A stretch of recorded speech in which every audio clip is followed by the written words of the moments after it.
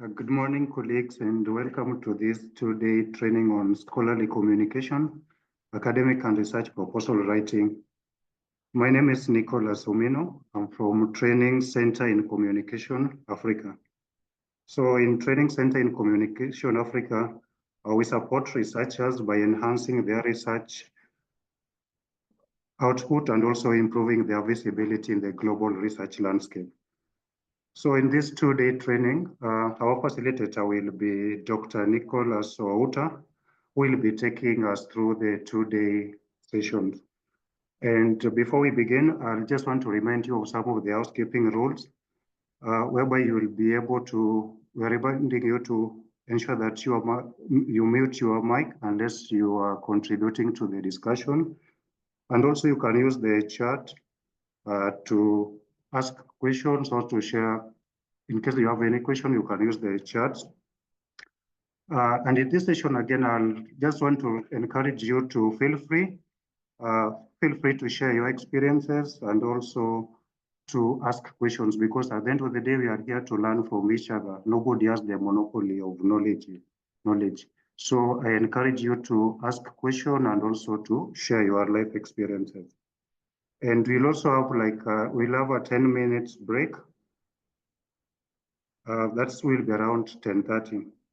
So in this session, again, we'll be able to share the notes, slides, and also the recording for those who will be participating for the two-day session. So I'll encourage you to participate and also to attend during the two-day sessions.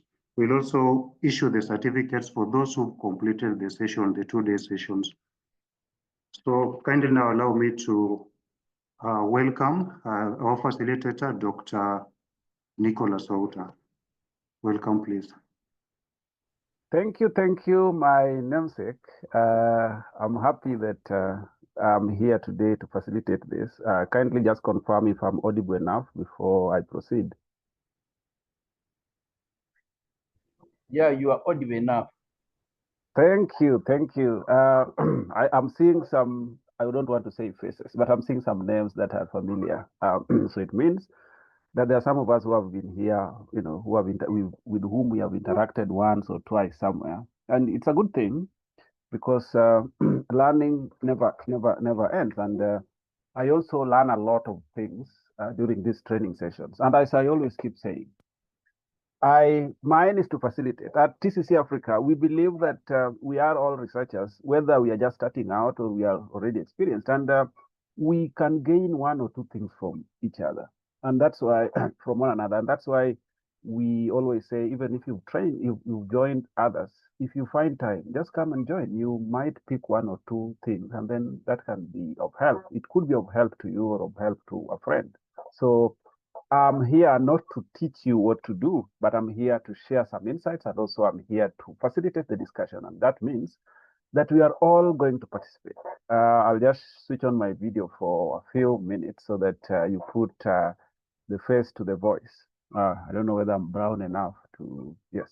Anyway, I will be with you for 2 days, and as already been said by Nicholas, the main aim and the main goal of TCC Africa is to train, mentor, and empower scholars in the African continent and also beyond. We also we have had mentees from as far as Israel and other places, but main focus is because there are several problems that scholars in Africa, and especially young scholars, the early career researchers are facing. And some of them are unique to Africa. And one of the greatest challenges that I've seen, and most of the scholars we interact with are facing, is mostly the problem with associated with the supervision. In Africa, we have supervisors rather than having mentors. So for a supervisor, most of the time, what they do is supervise what you do. So they just tell you you've not done it right without guiding you on how then should I do it right. So I did my master's in the Netherlands, and things are different there. At UNESCO IHE, we had supervisors and mentors. So the mentor is this young scholar, maybe like a fresh PhD holder, who just graduated and is now working either as a postdoc student or working in the laboratory under a professor. So the professor is the supervisor, but then you have a mentor who will be sitting with you and showing you, holding your hands and showing you how to write, how to plan your research, how to do all these things. So before you get to the supervisor, then the mentor shall have done so many things. But then in our African context and in most universities, I don't know about other universities, we have supervisors. So you have, either a very busy professor or a very busy doctor who is doing consultancies, doing proposals, and also running projects. And this person has like 20 or 10 or 5 students to guide. It becomes very difficult because you are now competing for his time and his attention. And sometimes you don't get it. And even when you get it, sometimes some of them do not know how to give feedback, feedback that is actionable. Somebody can tell you that your statement of the problem is vague. So that's feedback, yes. But then how then do I act on that feedback? You've told me that you've read through my statement of the problem and it's everywhere. It's all over, it's scattered here and there. But then I don't know what is it that is still lacking, or then how do I make it, how do I make it good enough? So I think these are some of the tips that we are going to share today, and I'm not in any way saying that you have no idea. I know almost everyone here has written a proposal or in the process of writing one or has had a bit of an idea. But it's just about, even for drivers, you need some time to go for the refresher process so that you get to know a few things here and there. And for that reason, I am here to facilitate the discussion. I'm not here to lecture. I'm not here to train. I will have, of course, a presentation to share. But then that is just to, just facilitate the discussion. So feel free if there's something you need to add, because I'm also going to learn in the process. I'm still also training students. I'm also, mentoring so many students. I'm what we call a shadow supervisor for many students. So any insight that I'll get, I'll also transfer it to the other side. And the TCC team that is here, we are quite a big team, and there are several researchers and there are several trainers and mentors who are there. So they're also listening on the background. And we also, they will also be gaining a lot from here. So as already said, I am Nicholas Outa. My background is in fisheries and aquaculture. Of course, I had a master's in limnology and wetland management, but then I've been a research capacity advisor and a mentor at TCC at Outa Africa for around 8 years now. And I'm also the founder of Writing Hub Africa. So there's quite a bit that I've at least interacted with scholars at some good level and, assisted or learned from them as well. So today we are going to talk about, so it's today and tomorrow. So, but today we are going to talk about how do you write a research proposal? Yeah, then if we find some time at the end, we will also, slot in a few minutes for something else. But I want us just to talk about how to write a research proposal. And even before we get into it, I would really want us to introduce ourselves in the chat so that we know who is here. You never know. You could meet someone. You might not have to give too much detail, but just say who you are, the level of your education, so that I also know if you are doing master's, PhD, or undergrad, so that also when we discuss, we know how to engage, because then we know who is here. And also you can also say, tell us your field, because then that also gives us an idea of, even if you're going to give some examples, then we know what kind of examples we can, that would be relevant to whoever is in the room.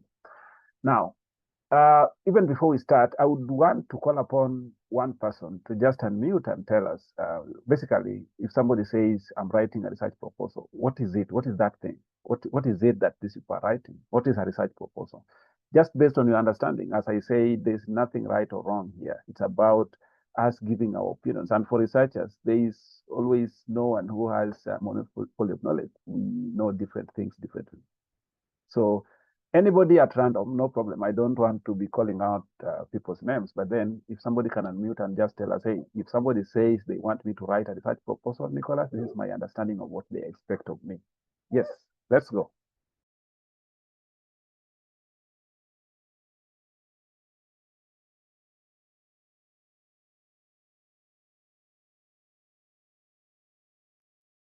Hello.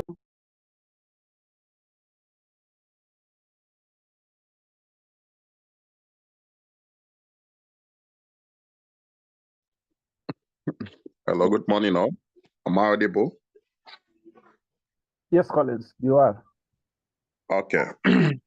So my own understanding if somebody says writing, okay, I'm Mr. Collins, okay, from Nigeria. I'm MPA student and also MSc student of environmental health. So to my understanding, when somebody says writing a research proposal, it means that the person is writing what he intends to do or what he wishes to carry out, which is subject to approval by the relevant authority. Thank you. And over. Thank you so much, Collins, and welcome. We are happy that you are joining us from Nigeria. I was once there. I trained. TCC had a training for IITA researchers at Ibadan, and I was the one doing the training. So yes, I have been to that country. We used to watch it quite a bit on Hollywood, and it was a pleasure, in 2019 when I had to come there and do a training. It was not like, when I landed, it was unreal to me, the feeling, but anyway, that's a story for another day. Anybody who wants also to give their feedback on, just adding on what Collins has said, if you hear somebody Collins says, okay, this is about presenting your idea, what you intend to do, for approval, of course, if it is approved, but it's just sharing your idea so that people get to know what you want to do. Yes, Grace. Thank you, Nicholas, and thank you, colleagues.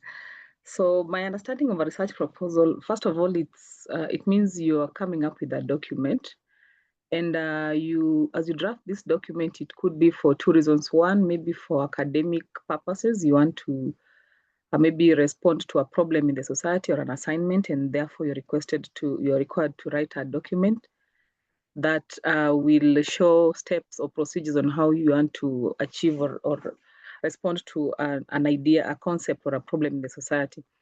But you could also write a research proposal to funders to request for some grants. So it's some document that is that has some outline or some structure that needs to be followed to request for funding, and it's based on a problem that you've identified in the society or that the call may have indicated, and you're coming up with a proposed solution on how you intend to address that problem with some budget, with some layout or structure on how, or the best approach, or even a plan of how you intend to come up with that solution on the proposal that you're drafting. Thank you. Thank you so much, Leah, for that. I agree. I agree that I think one thing that has also come out clearly in your explanation is problem. So it means that when you are writing a proposal, I think this is also, Collins also alluded to this, you are writing a proposal because there's something that needs to be sorted out, and you have identified it, or you think you have identified it. That's why you are writing a proposal, so that you share it out for feedback, and then you get guidance. Okay, maybe you've identified the problem, but then there's a way you've not mapped it out clearly, or there's this part of the problem that you are still not tackling in your. So basically, I think it's true that we are writing out a document that tries to line up how you are going to solve a specific problem. So whether it is for academic, or whether it is for developmental processes, you are writing a proposal. You are writing a document that tries to showcase how you are going to tackle a specific problem. Now, as you write this proposal, what do you think whoever is going to read this proposal, let's say you are writing it for academic purposes, so you are writing it for, to look for funding, whoever is reading it, for them to approve or disapprove of it, what do you think they are looking at as they read your proposal? As they read your proposal, what do you think they are looking at? As they read your proposal, what do you think they are looking out for to say, okay, you can proceed, or they would say, maybe this is not good enough? What is that thing they are looking at as they are reading through your document? What is that one thing they are trying to what are they looking for in your document to approve it? As they review or as they read. Once you write, of course, you send it out either to your supervisors or to whoever sent out the call.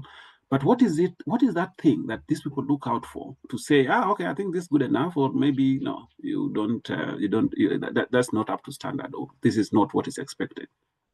Anybody can also say something. As I said, today there's nothing like training, or there's nothing like telling people what to do.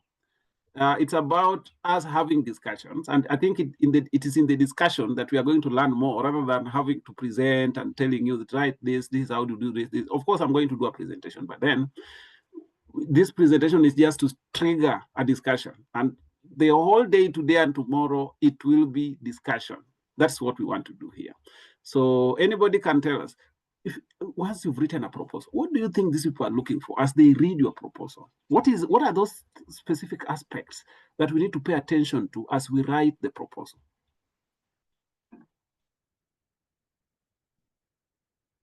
As I said, we contribute. There's nothing right or wrong. Okay? Yes, Flaviano.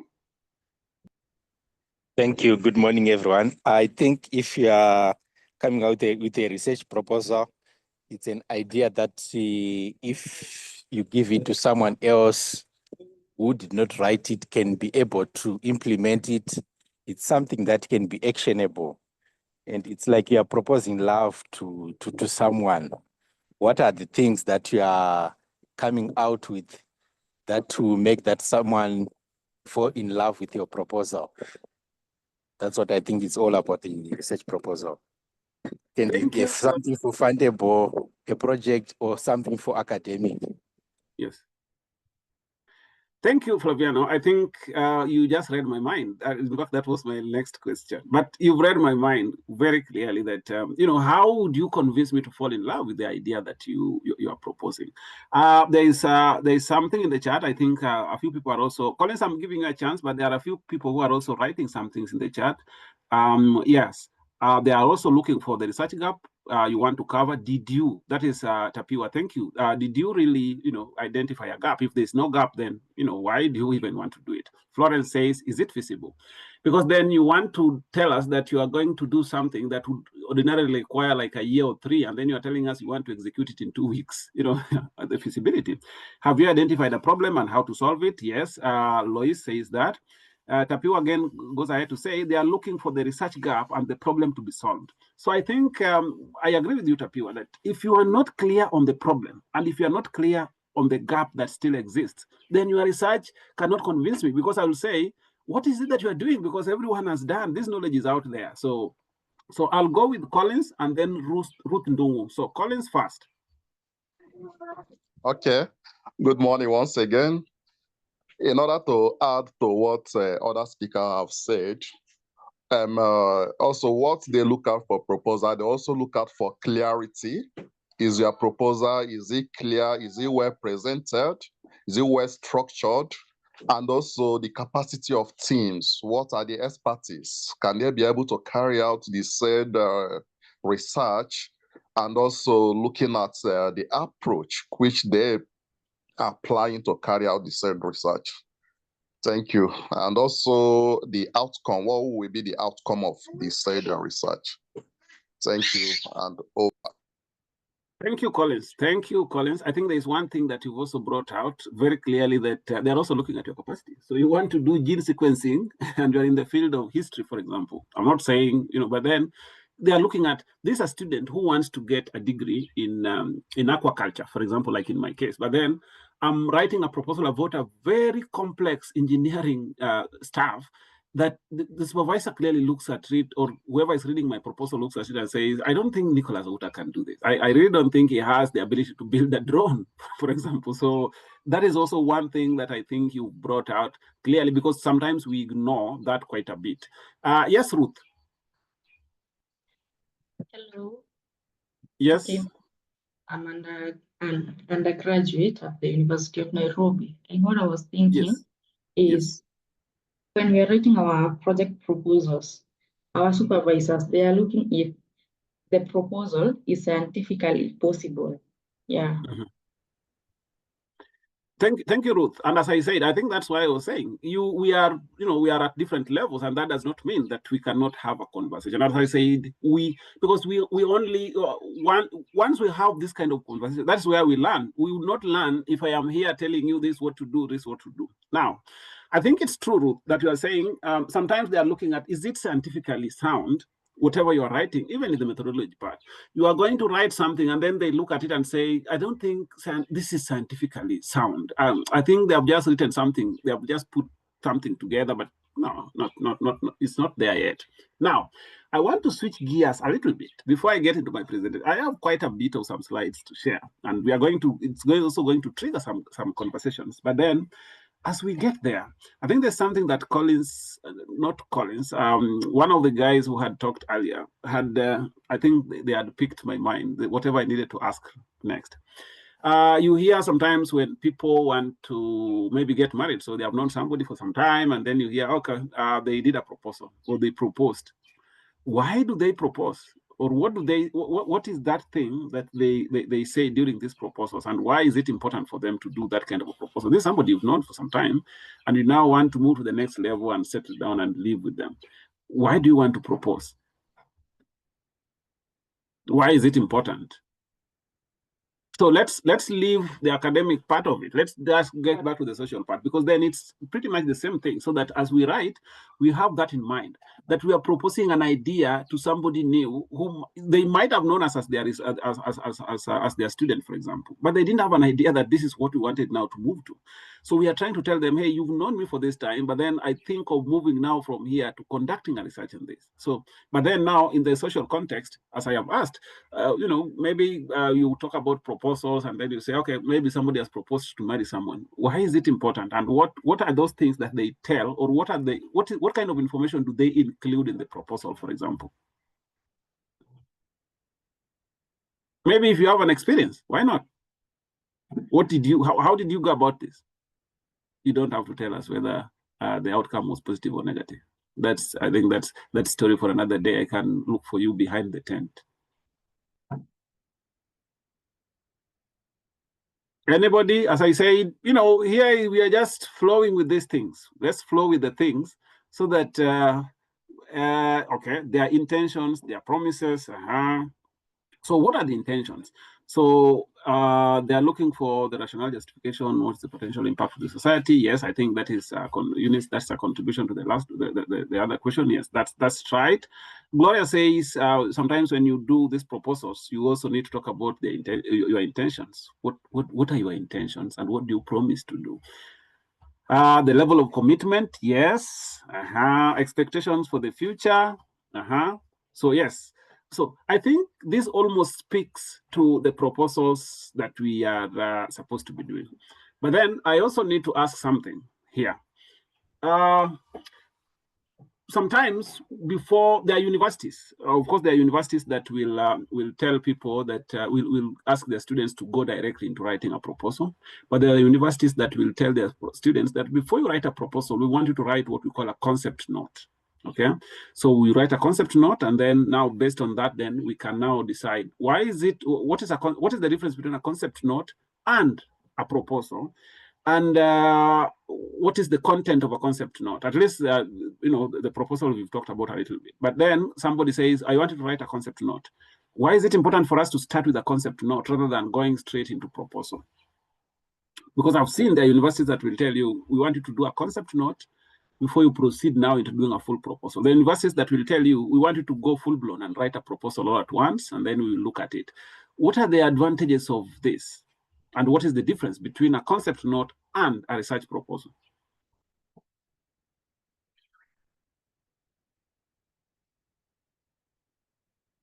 Ladies?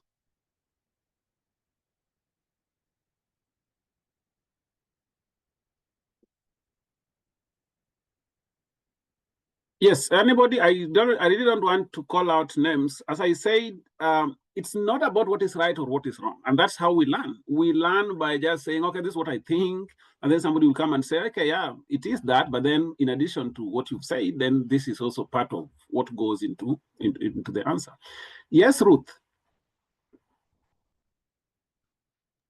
Yeah, first of all, one of the differences between a proposal and a concept note. We see like the concept note is much shorter than the proposal, because proposal contains more details than the concept note. And then again, I think the importance of writing a concept note first is, so the topic that you're planning to do a project on, using the concept note, it's well visible and it can be determined whether it's a good topic to go ahead with. Yeah. Thank you, Ruth. Yes, I think you're saying the concept note, of course, is shorter, but that's right, what you've said. It's shorter compared to the proposal, because then the proposal now talks about the entire idea and has several sections. And also you are saying that for the concept, it's a good advantage. It has an advantage because then you write a concept, which is a shorter document, and it's easier from there for whoever is reading it to look at the title or look at the idea you want to write and say, okay, I think this is something you can now move ahead. Or I think it also saves you time rather than writing an entire proposal and then you present it to your supervisor or present it to whoever you want to get feedback from, and then they tell you, this is something that I don't think this is something researchable, or I think this has been over-researched, and then you need to look for something else. You've spent like even 1 month, reading through literature, writing a whole document of 50 or 60 pages, rather than just having 3 or 4 pages. And then with that, it's easier for me now to tell you, hey, I think this is good. You just need to change on the objectives, or maybe the statement of the problem is still not clear enough. This is how to clear it up. And then but generally the such idea is good enough. Okay. Now, I've also seen there was somebody who had raised their hands, but then they lowered their hands. I want to see your hand back. And the name was, I think it was a lady. I will find you and I will call your name. Anyway, that's not a that's not a threat, it's a promise. So maybe Ndungu said your mind already, I don't know, but I would really want to hear your voice just to, spice it up. Yes, Josephine says, from a concept note, you can tell if there's a problem or gap. Yes, hence understanding. Or Moses says here, I think it's part of what he had started writing somewhere. Yes. Yes, concept is still an idea. Concept note, you can tell if there's a problem or gap. It is an initial, Eunice says, an initial pitch that helps check for feasibility. A concept note is a general idea, feasibility, while proposal is more detailed. Okay. Now, I want us now to go through the presentation that has been prepared, so that it also intrigues more discussions. I like when because then there's no need of me sitting here and talking alone. I think the information that maybe part of the information that I'm going to share is things you can get everywhere. You just can't get them. But the main reason why TCC organizes such platforms is not just for us to dispense information, but it is also for us to learn from one another. Sometimes it's not easy to get scholars together from different levels. We have undergraduates, we have masters, we have PhD. I know very, very well that we even have postdoc students and also professors and doctors in here. So we learn from one another in such forums. And that's why we at TCC, we really don't believe in me or any facilitator just sitting there and telling you, do this, do that. Most of this experience you already have. So it's just about sharing tips here and there. And then you never know who among us can give us a tip. It could just be one tip that you've never known, and that can unlock something that has been a problem to you. So I'll do my presentation, and then from there we will have, of course, even in between, we will still be talking. So be ready.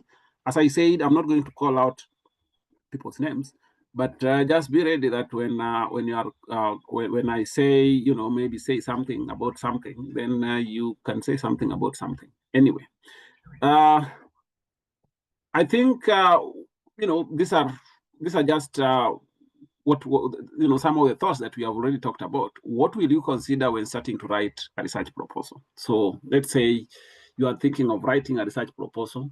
What is that thing that you will consider?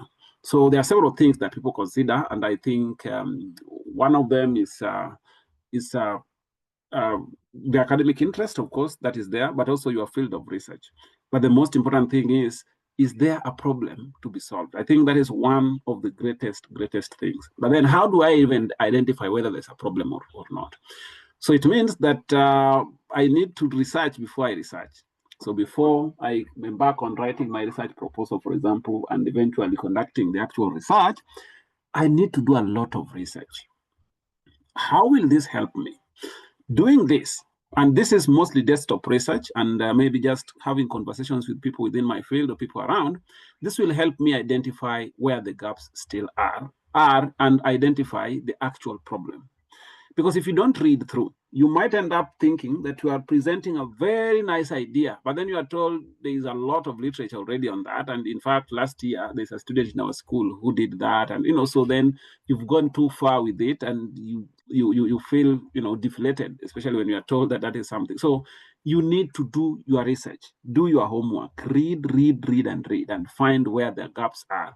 So without that, then it becomes a bit of a challenge. Now, there are several knowledge gaps that we can talk about. I have just highlighted very few of them. There are several gaps, but mostly people talk about empirical gap, for example, where there is lack of data or evidence to support an hypothesis. So maybe you have read through and you've realized, hey, there's still a lot of gaps in terms of what causes this disease, for example, or what causes this phenomenon, or how then this can influence the other. So you find, okay, there are studies that are talking about this aspect, but then there is no concrete data that is, supporting or, explaining. So that is what we call empirical gap. Then there's theoretical gap where there's an absence of comprehensive framework to explain phenomena. So maybe you find that there's something that scholars are still scratching their heads over. There could be some data here and there, but then how then do we have a framework or a comprehensive framework that ties down this phenomenon and say, this is how then we end up here?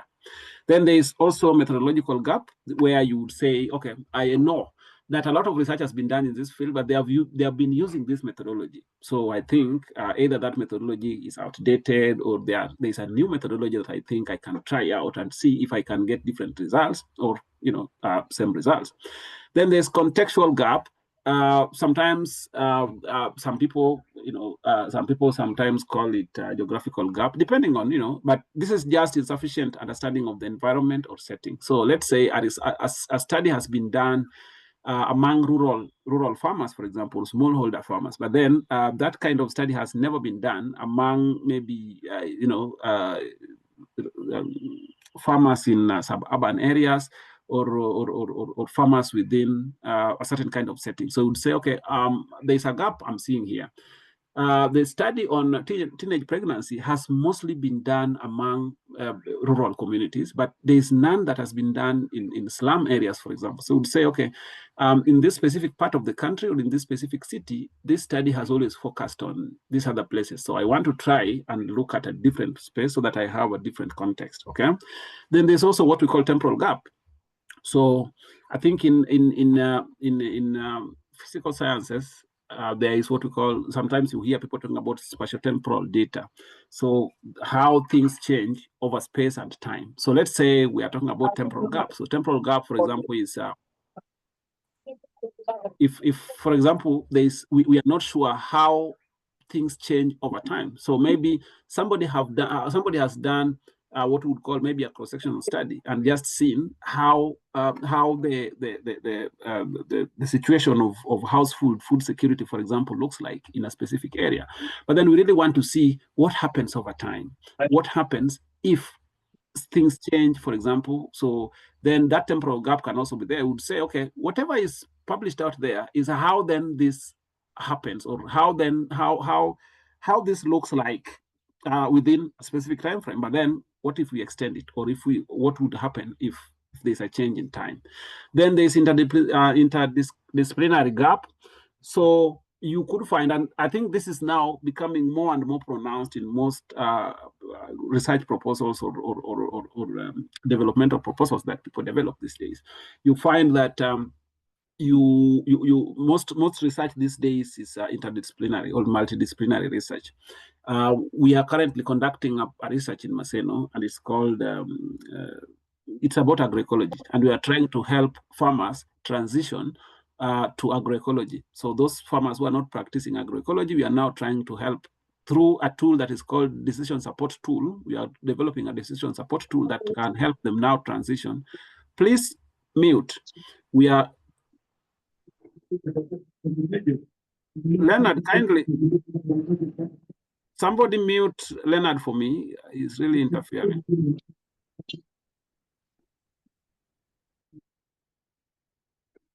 Okay, thank you. So sometimes you find, like in this case, I am not in the field of tech, so I don't know how to do coding. I don't know how to develop apps. But then we are working with people who are doing that, and we are also introducing aquaculture into agroecology. So you see, we are working with economists. We are working with people in the field of IT. We are working with people in the field of agriculture. All that. So sometimes you find this research has been done, but then is there a possibility of trying to integrate this, that, and that, so that we have, how then can it always work multidisciplinary? Please, somebody mute for me, Leonard.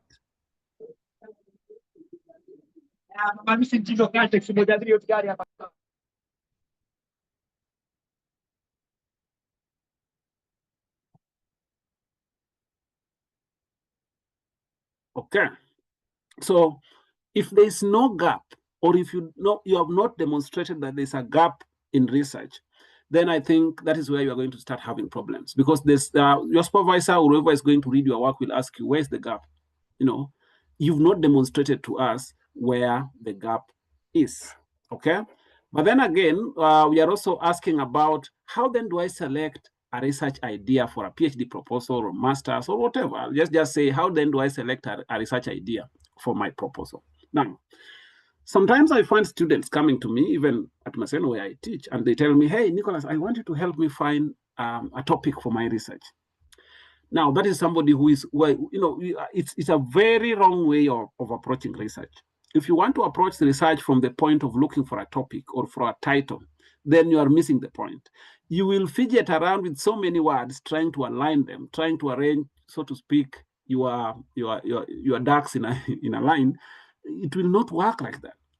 Instead of thinking about the topic, think about the concept or think about the idea, because the topic will come. Once you have the idea mapped out very well, then the topic will automatically come, because then the topic will just describe your idea.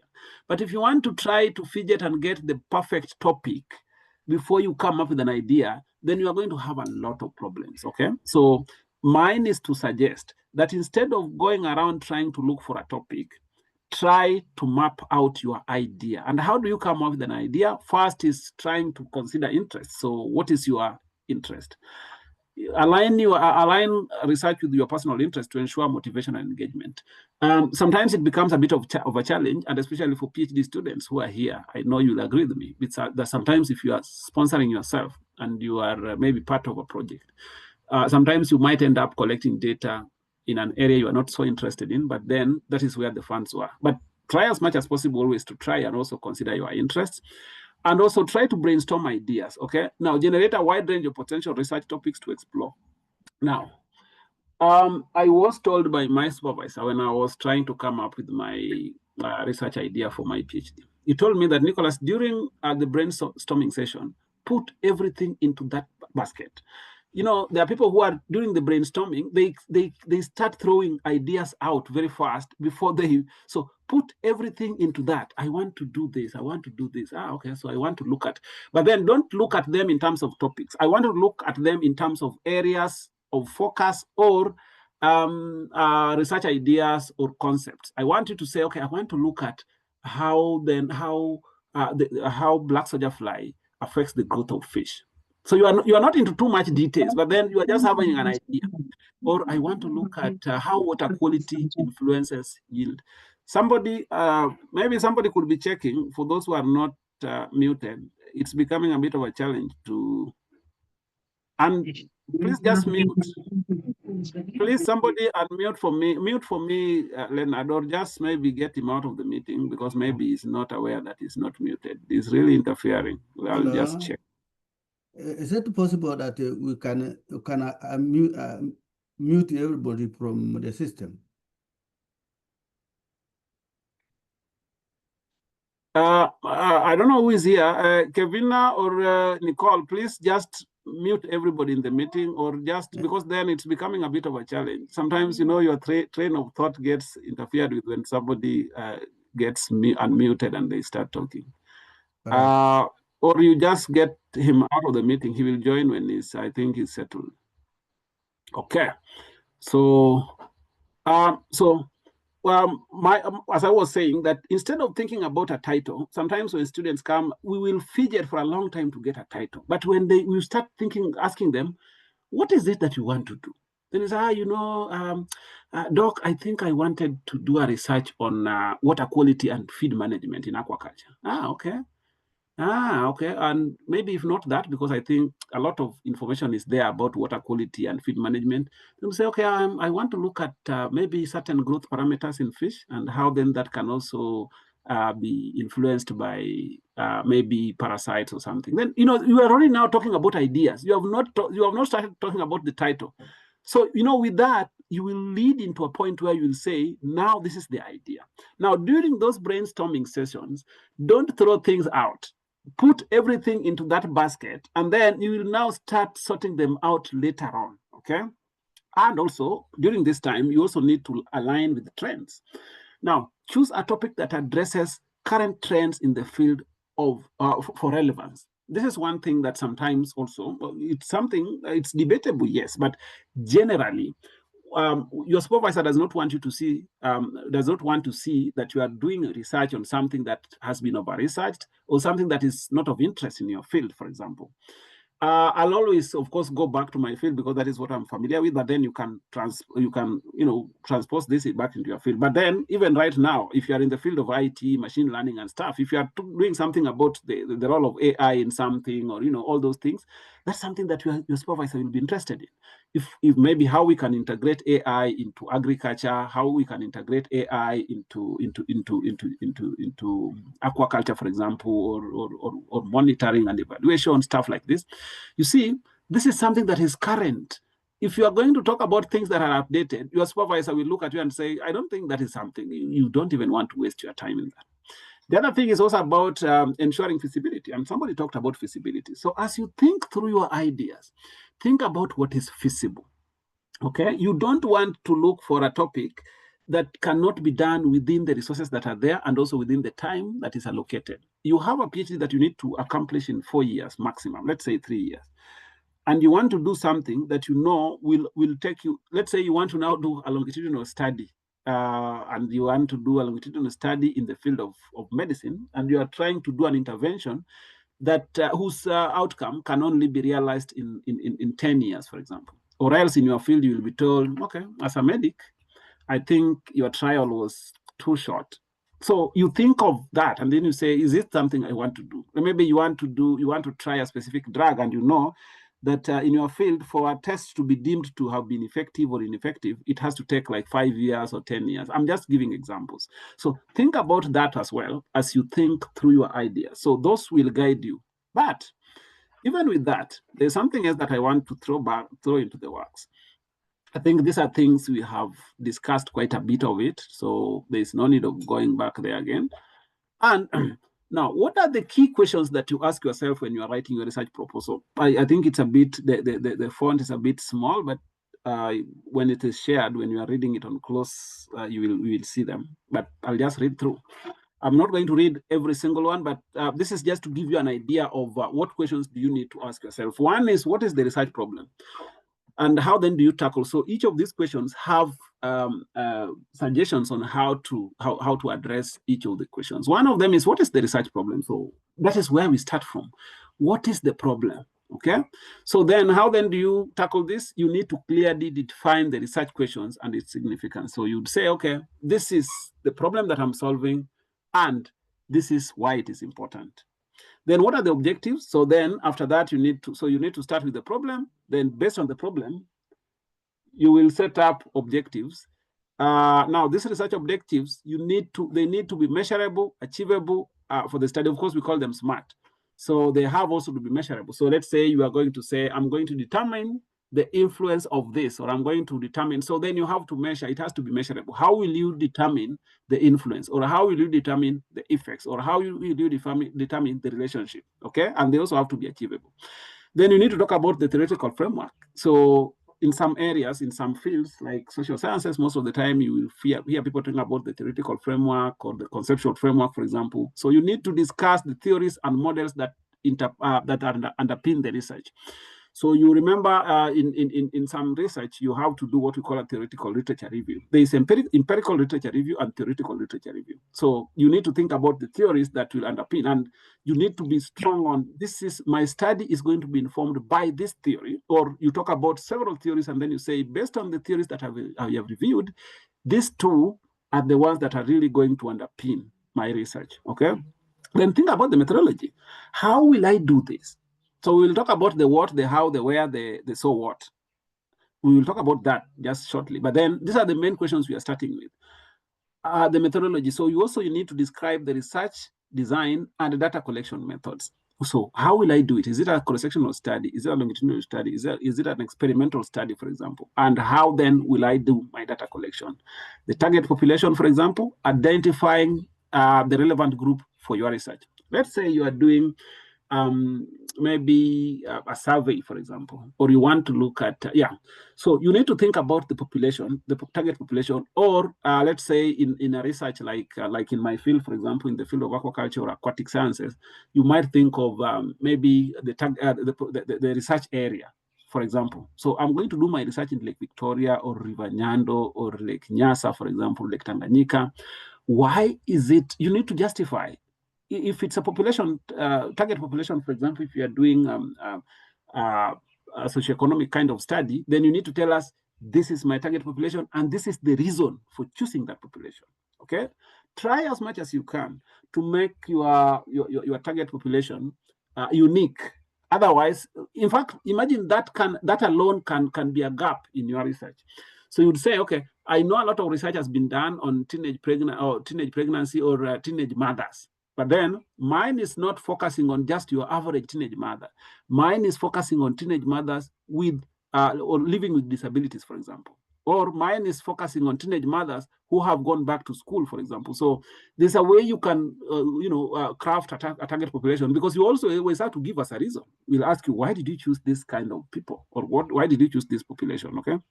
Then the expected outcomes, the research timelines, the budget, the challenges and limitations, and then this dissemination plans.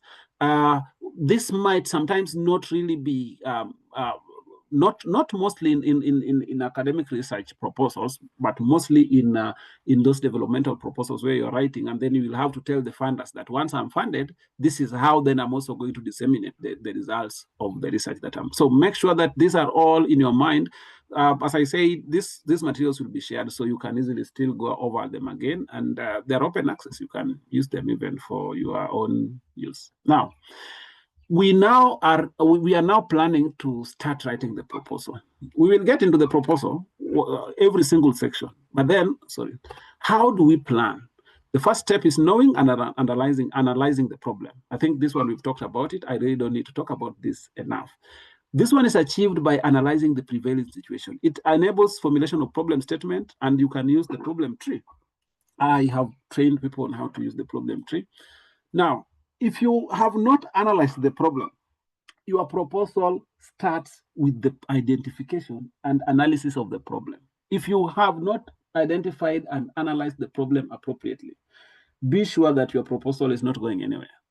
So identify what is the problem. So you can easily do this by analyzing the prevailing situation. What is happening right now in the field? What is happening in my field right now? Okay.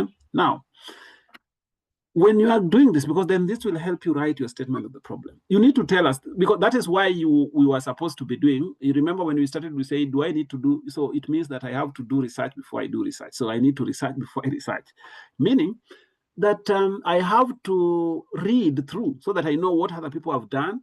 And even apart from that, I need also to look back at the industry. So this problem you know, the knowledge gap or the research gap does not only have to be, so the research gap has to be in two ways. And I will explain this when explaining the statement of how to write the statement of the problem. When you are writing a statement of the problem, I need to see two things. I need to see the actual problem in the industry or in the society. And then I also want to see the knowledge gap in academia. Those two must come out very clearly. So when you are writing a statement of the problem, you need to tell us, let's say you are in the field of computing or let's say language, there's a way it's called machine learning, for example. And you are working in the field of insurance, as an example. Or maybe you've chosen a specific field and you're saying, I really want to see how machine learning can assist people in the field of insurance or in medicine, for example. So maybe you are interested in medicine, for example. So you'd say, okay, I've looked through the medical field and I see that they are using these methods, 1, 2, 3 to diagnose or to track patients or do this and that.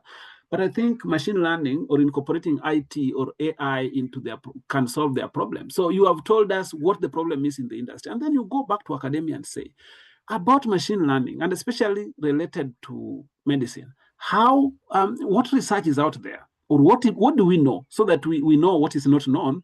Or what do we know but still can contribute more to?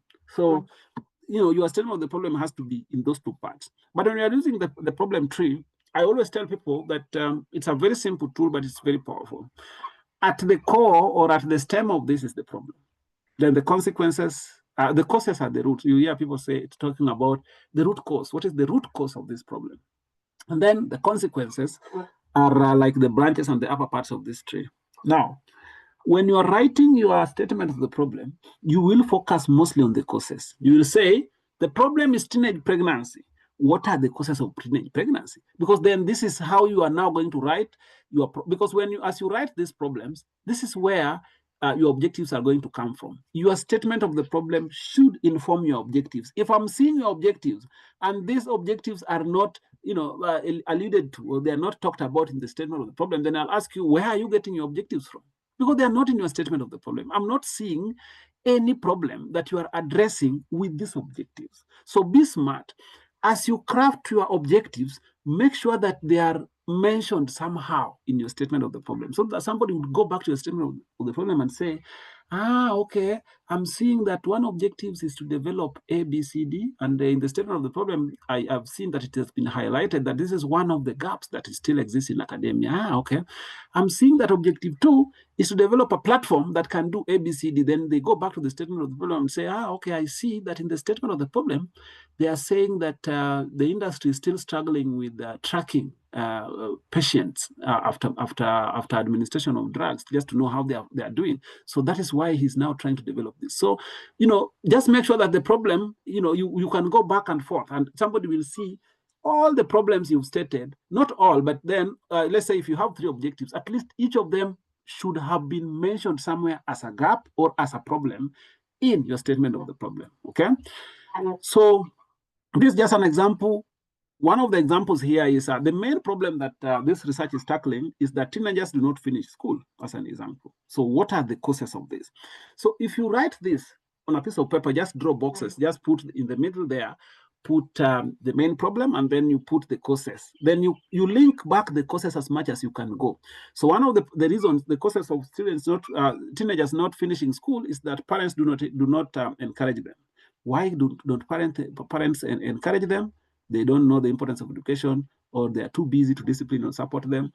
Why are they too busy so you can go back, you can easily just link all that, then you come to the next one, which is school is not interesting. Why is school not interesting?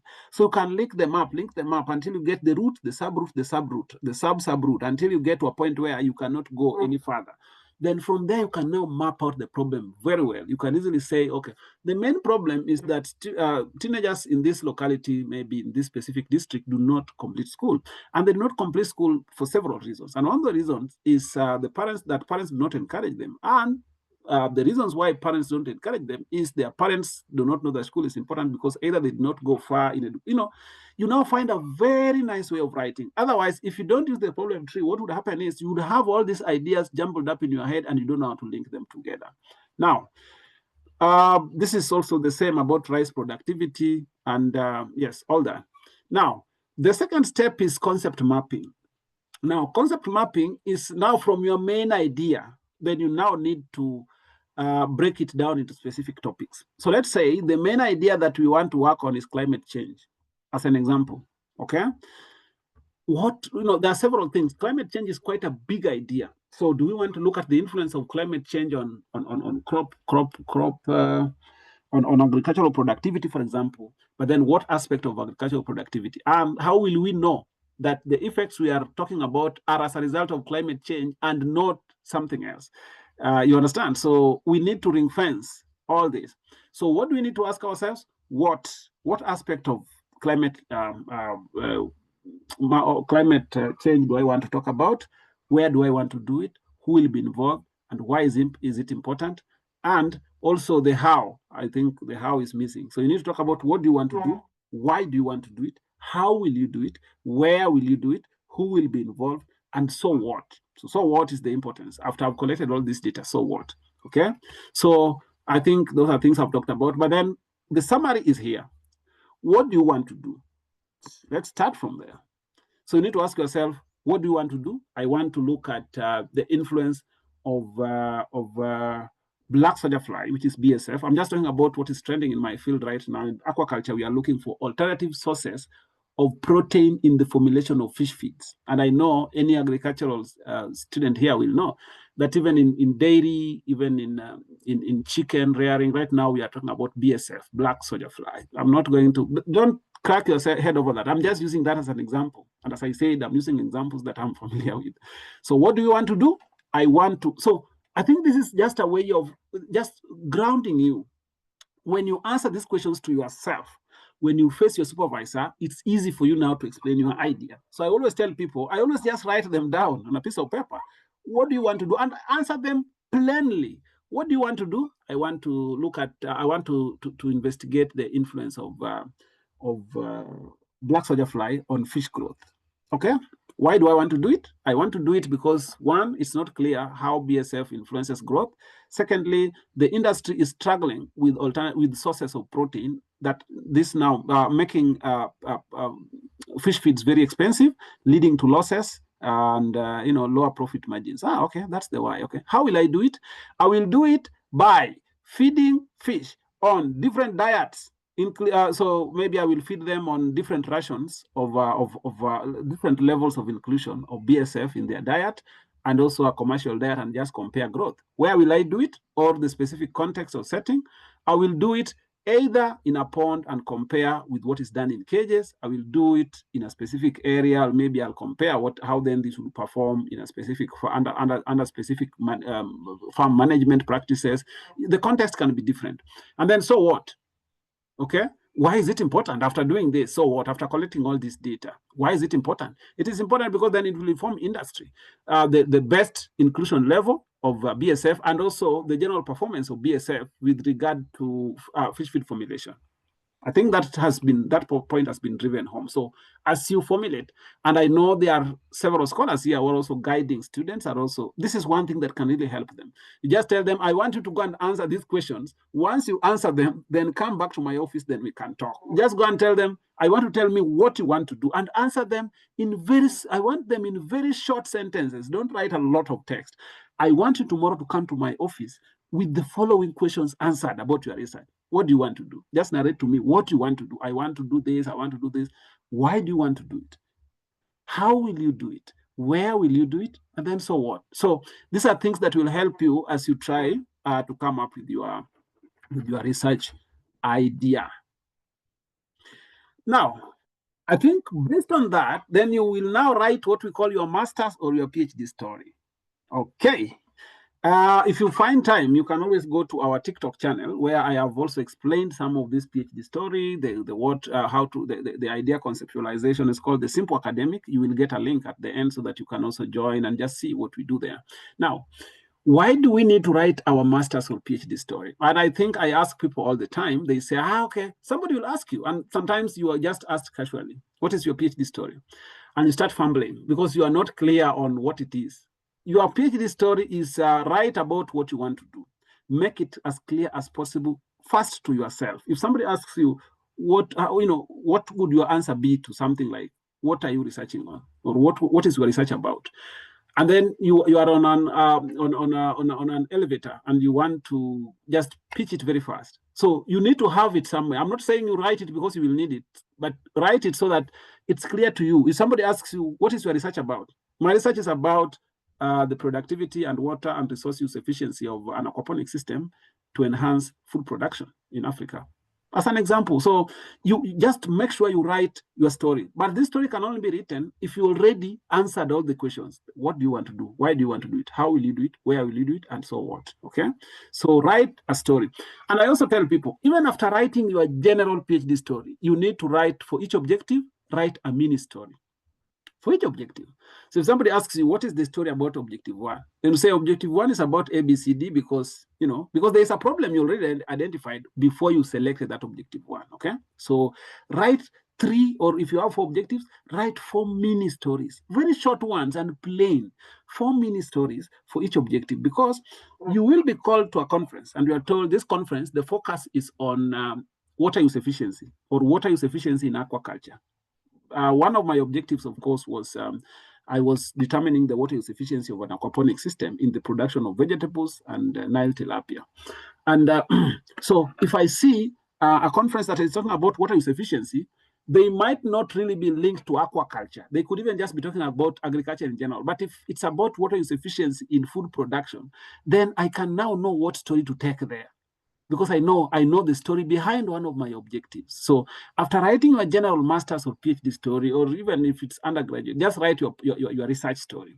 Now, based on that, you will now write mini stories. So each objective will have like a short story about each objective, a short story, okay?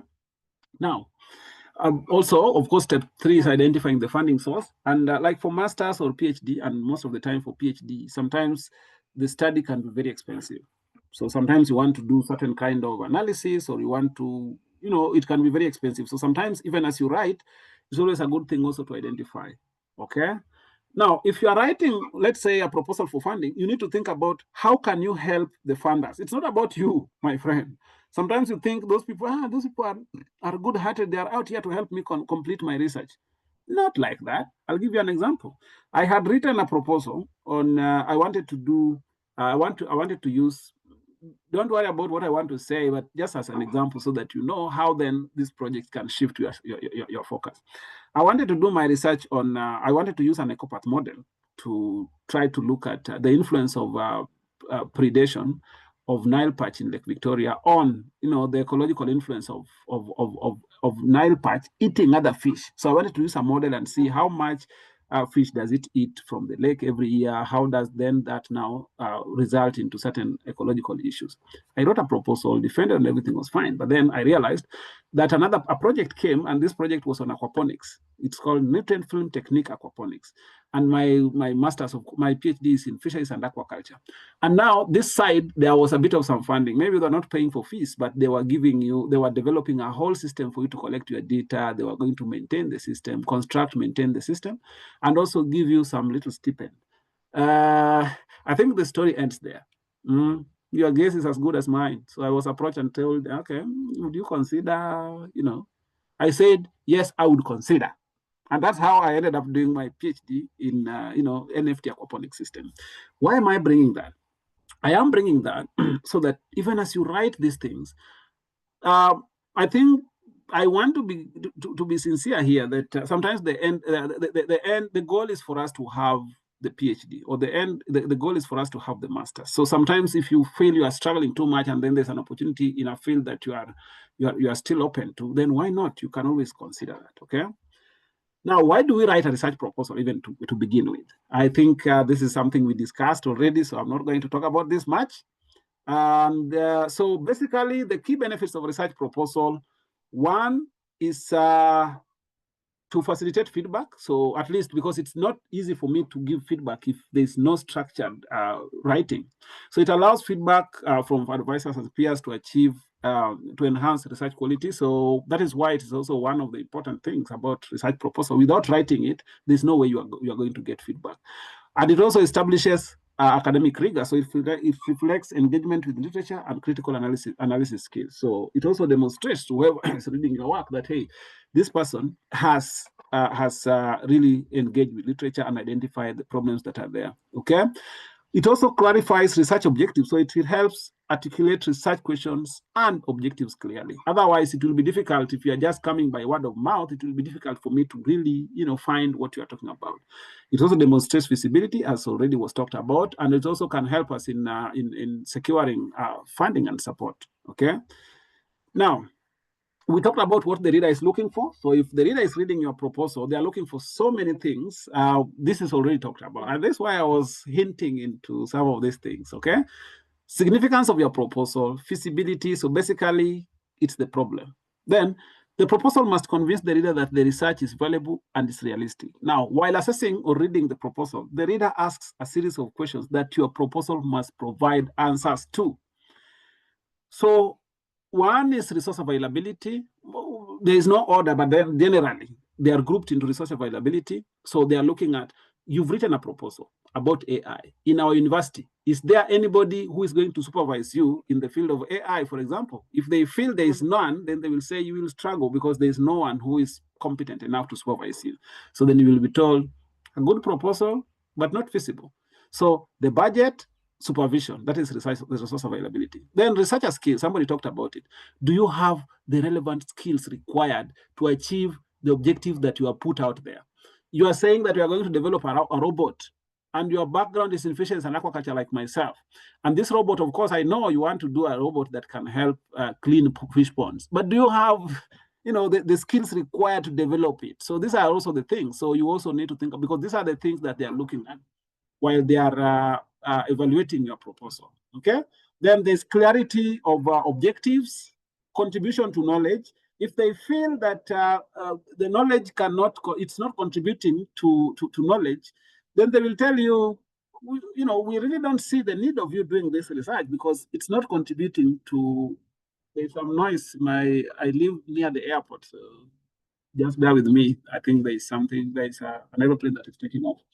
Now, knowledge contribution, the impact, methodology is also looked at. So they are also looking at, are the methods and materials appropriate? If you want to tell us that you are going to do DNA sequencing, and then I'm looking at your methodology and I'm asking myself, I really don't think that these things are going to, not these things, but I really don't think that these objectives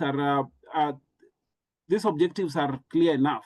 Then, I also, as I read, if it is for the award of a degree, sometimes they look at, is whatever you proposed, is it going to give you enough data that will suffice for the award of a PhD or a master's or an undergraduate degree? Those are also the things they look at, okay?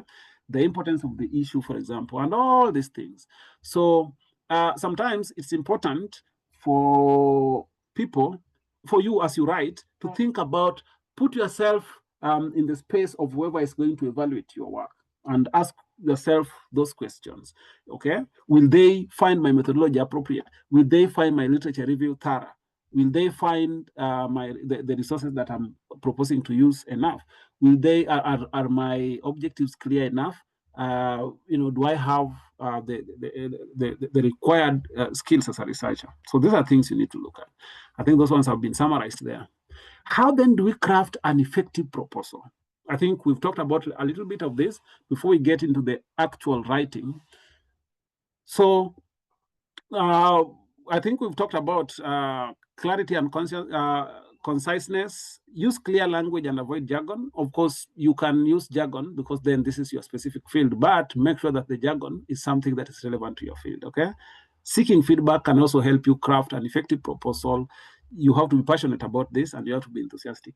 We have seen cases where students complain about supervision, but they're the ones who are not enthusiastic. You get feedback from your supervisor, you take 3 months to address them.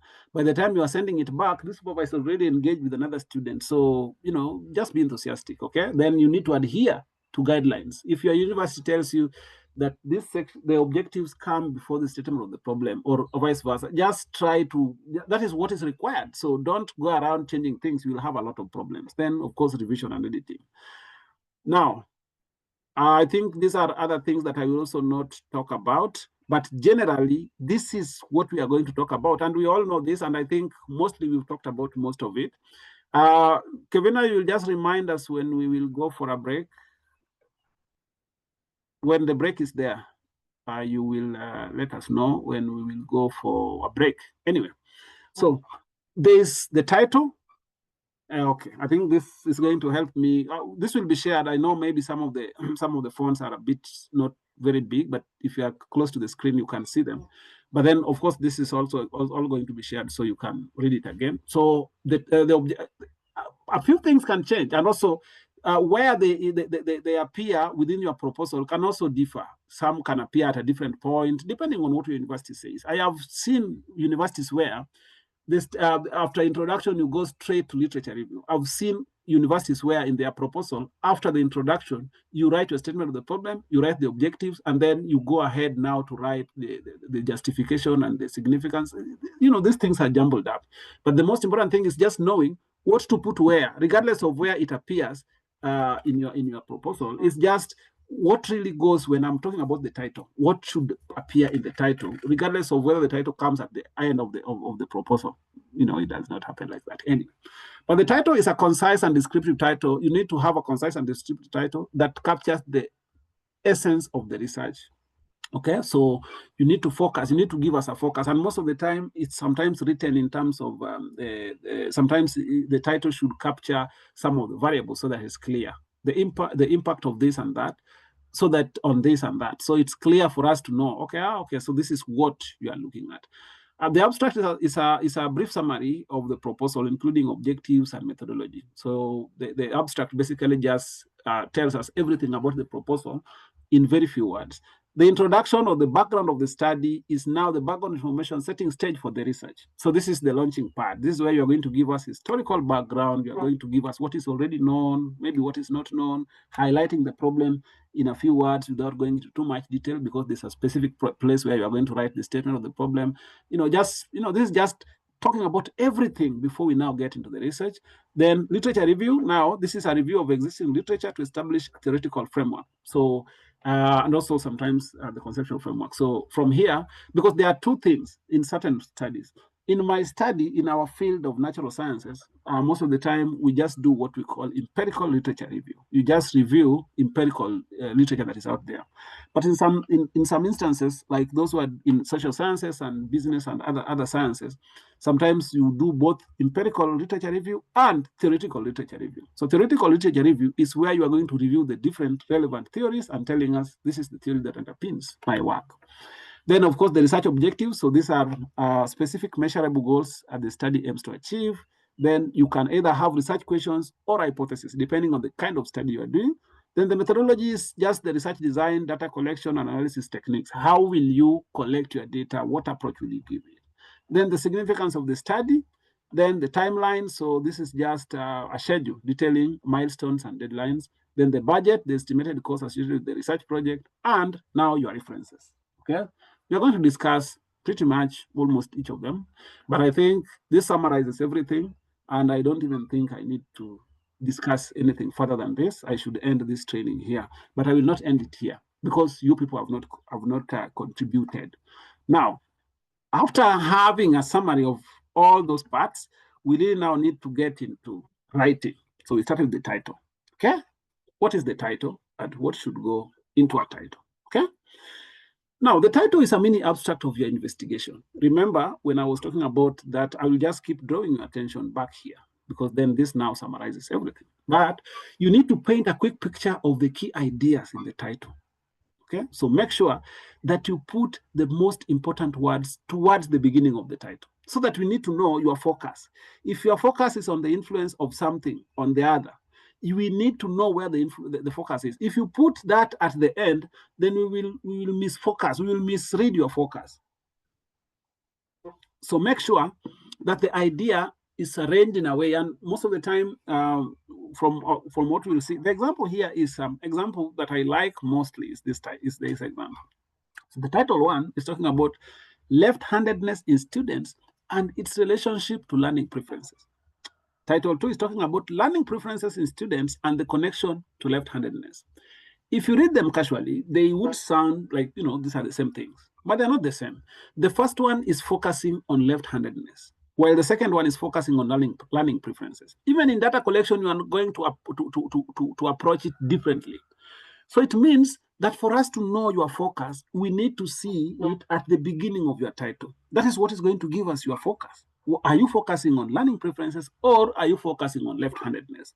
Now, the first one is focusing on left-handedness. So what they will do, this researcher is going to look at people who are left-handed. So they are going to ask them, are you left-handed? Yes. Are you left-handed? Yes. Are you left-handed? So once they get them, then they will ask them, what is your learning preference?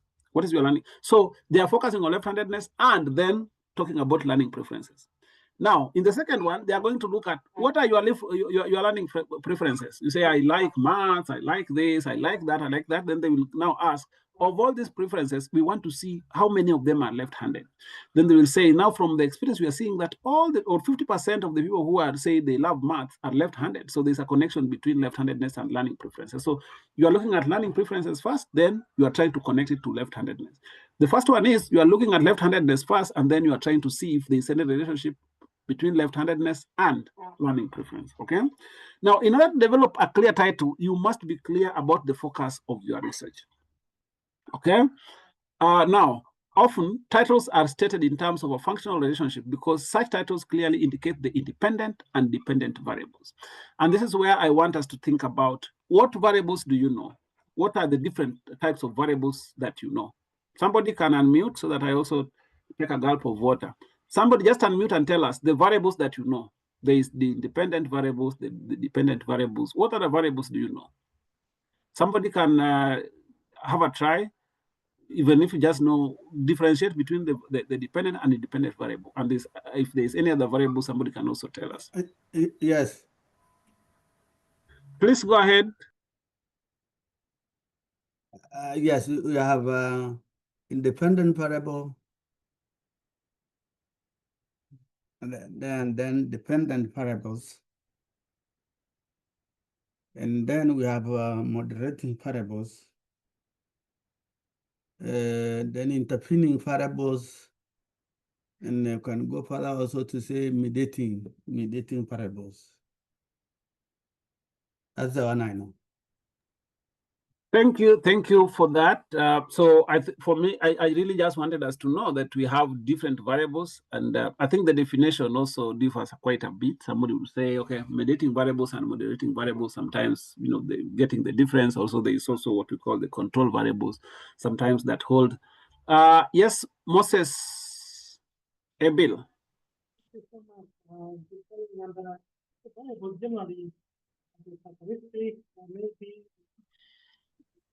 Sorry, Moses, we are struggling to hear you. Maybe if you... Can you hear me better now? Can you hear me?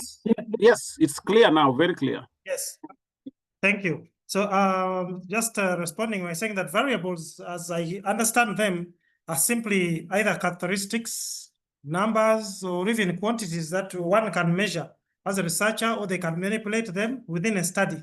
And these contribute towards the what we would call maybe the building blocks that we can use when we are analyzing data, so that we can understand the relationships between the different elements of research, whether we are doing an experimental research or an observational study. And basically about three in terms of maybe, I mean, the most common ones are the independent, as you said, the dependent ones. But there are even others that could be brought in, like controlled ones, and among others. Thank you.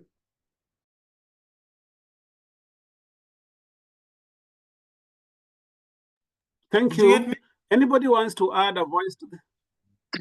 Yeah. Thank you once again. Go ahead, please. Yeah, mine now we go by giving an example like of independent variable and dependent variable. Let's say someone is conducting a research, maybe agricultural studies. Let's say effect of fertilizer on a crop yield.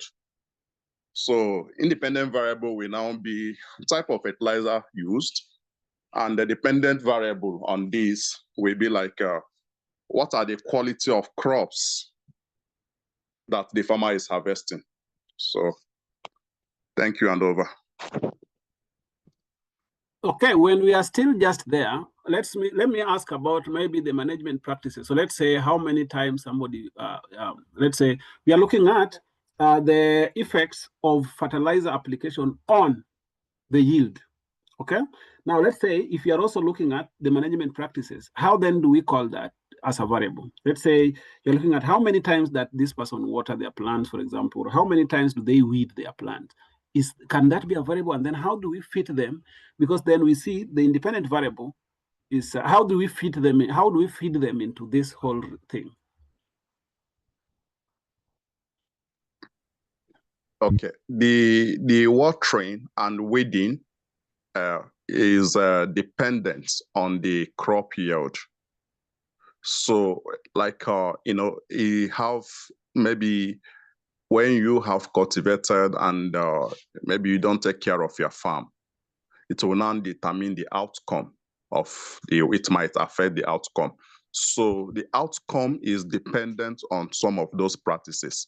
So weeding and watering are dependent on their own, are independent on their own, and the outcome of the crop will now be dependent on the effort you put in the farming process. That is my own thinking and yes, my own opinion. But let's say, yeah, thank you. Let's say we are just, our main focus is if I apply this amount of fertilizer, so I'm applying different types of fertilizers or different levels of fertilizer application. And my focus is on how much will I yield for each of the, then there are other things that maybe I'm not looking at them, but I know for a fact that they might influence the outcome. So let's say how many times this person weeds, how many times they do this. How then do we call those variables? Yes, I want to give Anthony a chance. Anthony? Yes, please. Please, I want to say something about the difference between independent variable and the dependent variable. The independent variable is a variable one manipulated. Its effect will be seen in the dependent variable. So the dependent variable is the outcome variable.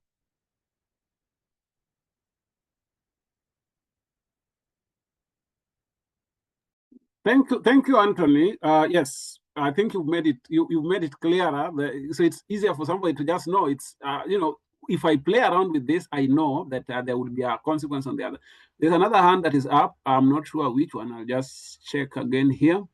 Yes, Justin. Yeah, thank you so much. I would just want to contribute a little bit to that.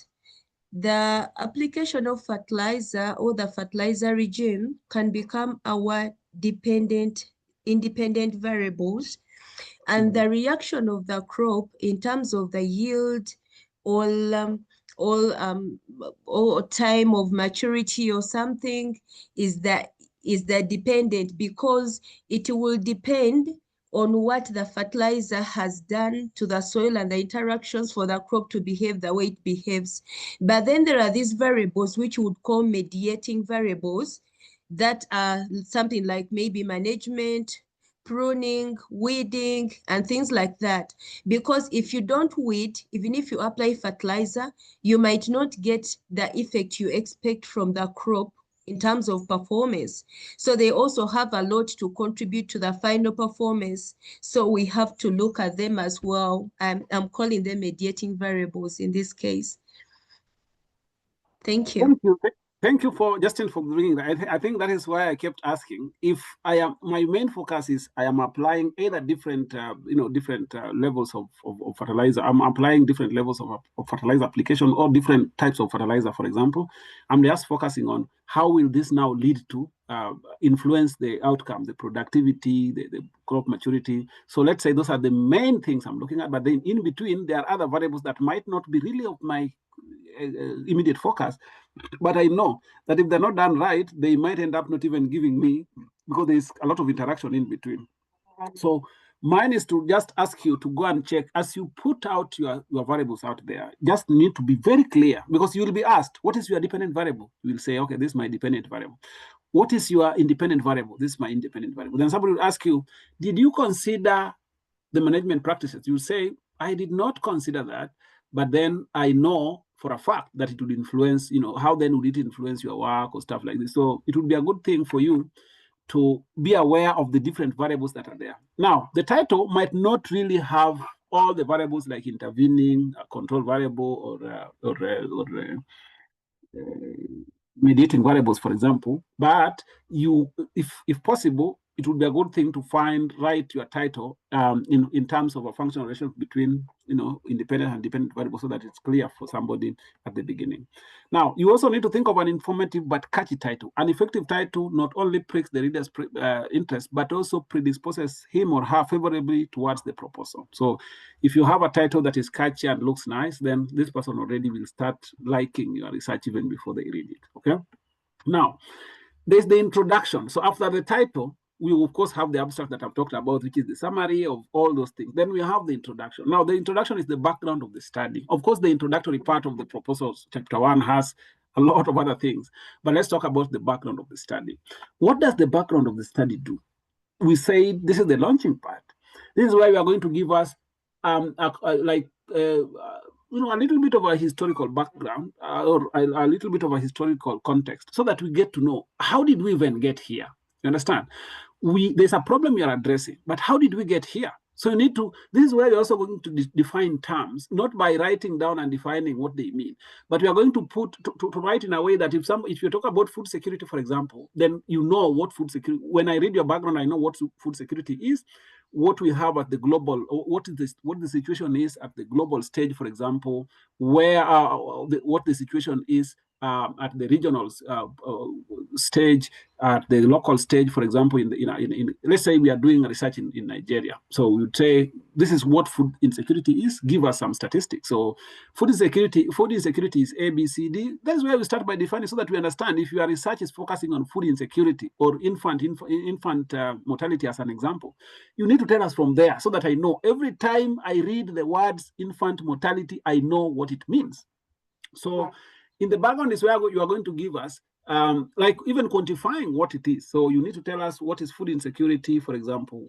What are the statistics do we have? What statistics do we have? What is FAO saying, for example?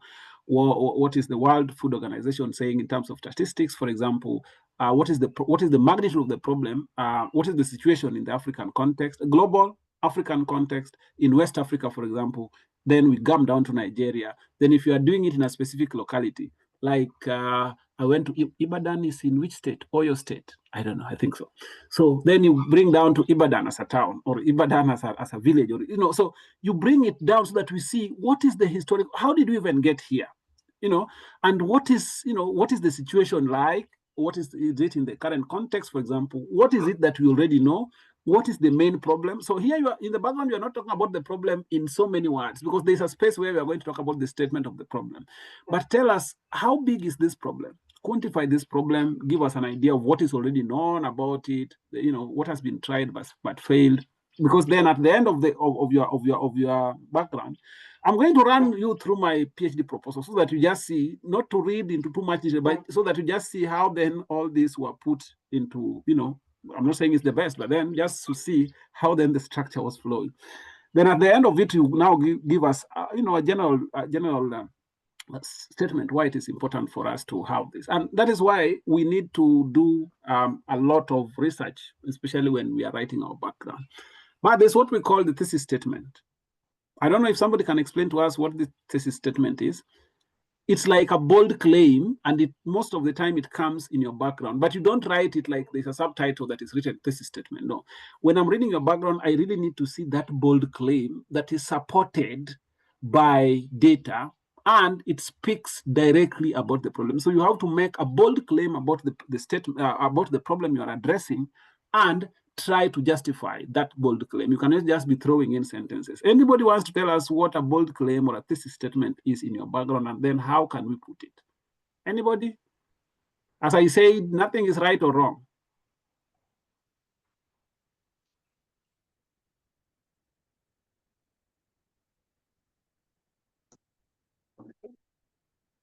Okay, Doc. Yes. I want to share my idea. The thesis statement is about the idea you want to convey. Mm-hmm.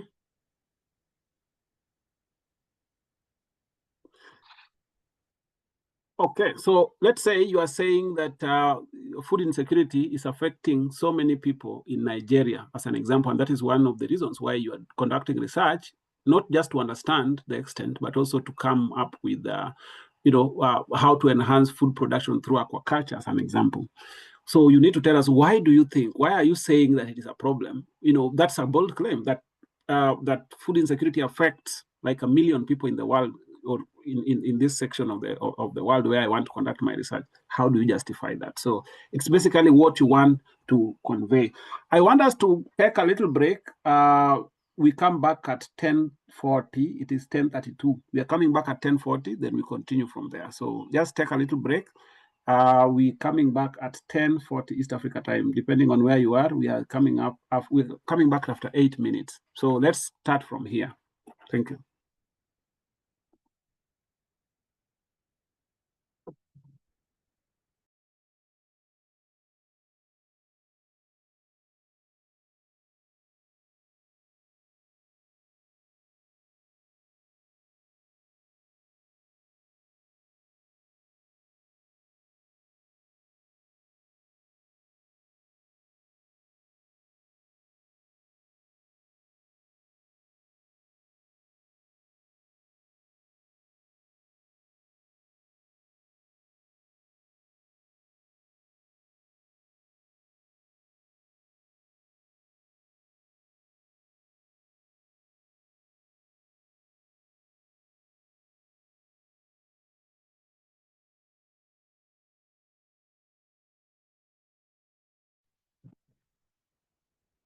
So during the break, please take time to fill in the attendance form.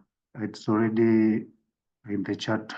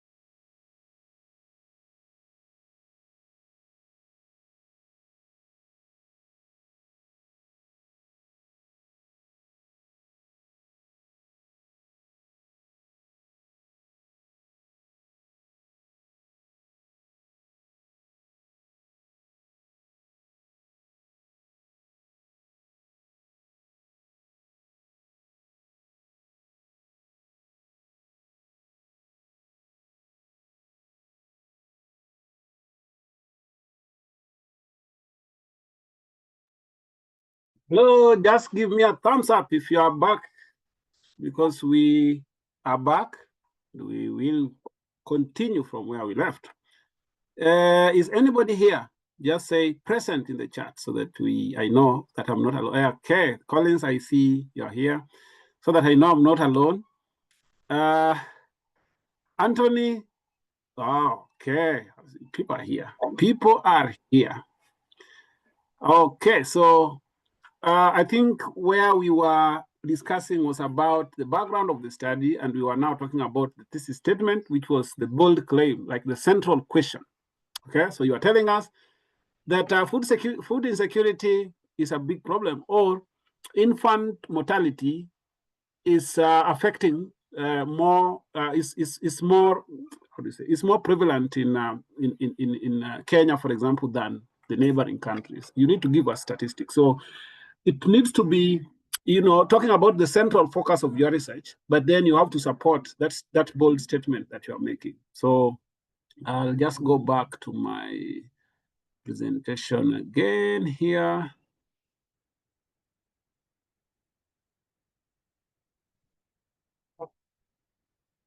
So how do we create the background in a summary here? I'm just trying to move some things out of the screen here, interfering. So one is identify the research area. I think we identified this already. So determine if the research idea is current or historically relevant. So you need to, that is one thing you need to do. Then after that, give us a historical backdrop. Provide a brief historical context to the research question. So in your background, we really need to understand a little bit of what is happening.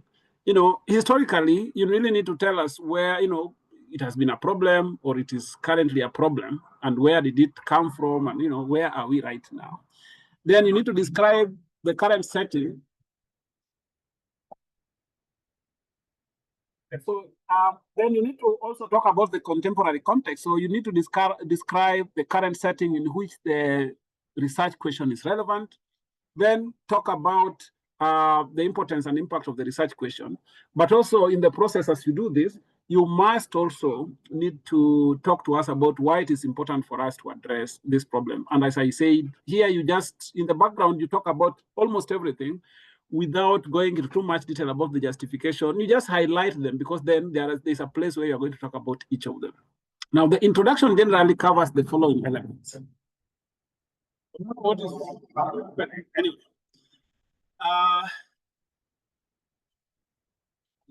Stress the research problem, which is often referred to as the purpose of the study, provide the context and set the stage for your research questions, present the rationale for your proposed study, briefly describe the major issues and sub-problems, identify the key dependent and independent variables, state your hypothesis, all these things.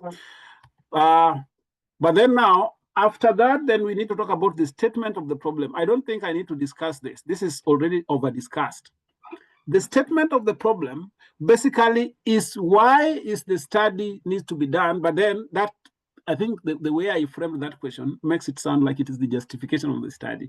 In the statement of the problem, just make sure you state the problem. Don't try to justify. You know, I sometimes see scholars writing their statement of the problem, and in the statement of the problem, they are saying, for that reason, it is important for us to conduct the research and collect data on this and that, so that, that is justification. In the statement of the problem, just state the problem and leave it there. Just state, what is the problem? What is the gap? Okay. Now, the main thing, even before I come there, I had already told you that when I'm reading through your statement of the problem, I want to see two main things. I want to see the problem in the industry, or in the actual problem or problems that you have identified in the society or in the industry within which you are trying to conduct your research. I'm in the field of aquaculture.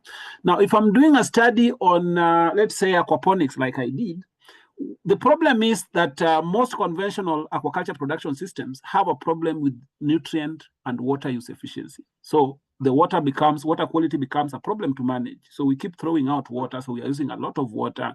The nutrients are thrown out without repurposing them. So those are the problems I was seeing in there. But then I come back to academia and see what has been done and what is it that we still don't understand. We don't understand the actual productivity of the different types of vegetables. We don't understand the actual productivity of fish. We don't understand the nutrient use efficiency. We don't understand the water use efficiency, for example. So it means that in my statement of the problem, I must identify the problems in the society or the problems associated with other forms of aquaculture, so that I can now say that my research is going to address them. So when you're writing a statement of the problem, I want to see you clearly stating the problem in the industry or problem to the society. And then I wanted to now go ahead and also tell us the gap in literature or knowledge gap. So you need to tell us these are the problems that the aquaculture farmers are facing, and these problems are causing A, B, C, D. They are leading to pollution. They are leading to high nutrient usage. They are leading to this. But then now, what is it that has been done? You're saying research has been done on A, B, C, D. However, there still lacks information on A, B, C, D. And even those that have been done on aquaponics, for example, were focusing on this aspect and not this aspect. So you see how then that statement has to be. But also try as much as you can to quantify problems if you can. You know, where you can, quantify these problems, okay? Quantify them. So let's say, so that we see how big it is, quantify and humanize your problems, okay? Now, there's something I want to ask there. Is it okay to add citations in your statement of the problem, or don't you cite? Do you just write without citing anything in your statement of the problem section? Anybody can give their opinion. As I said, these are opinions.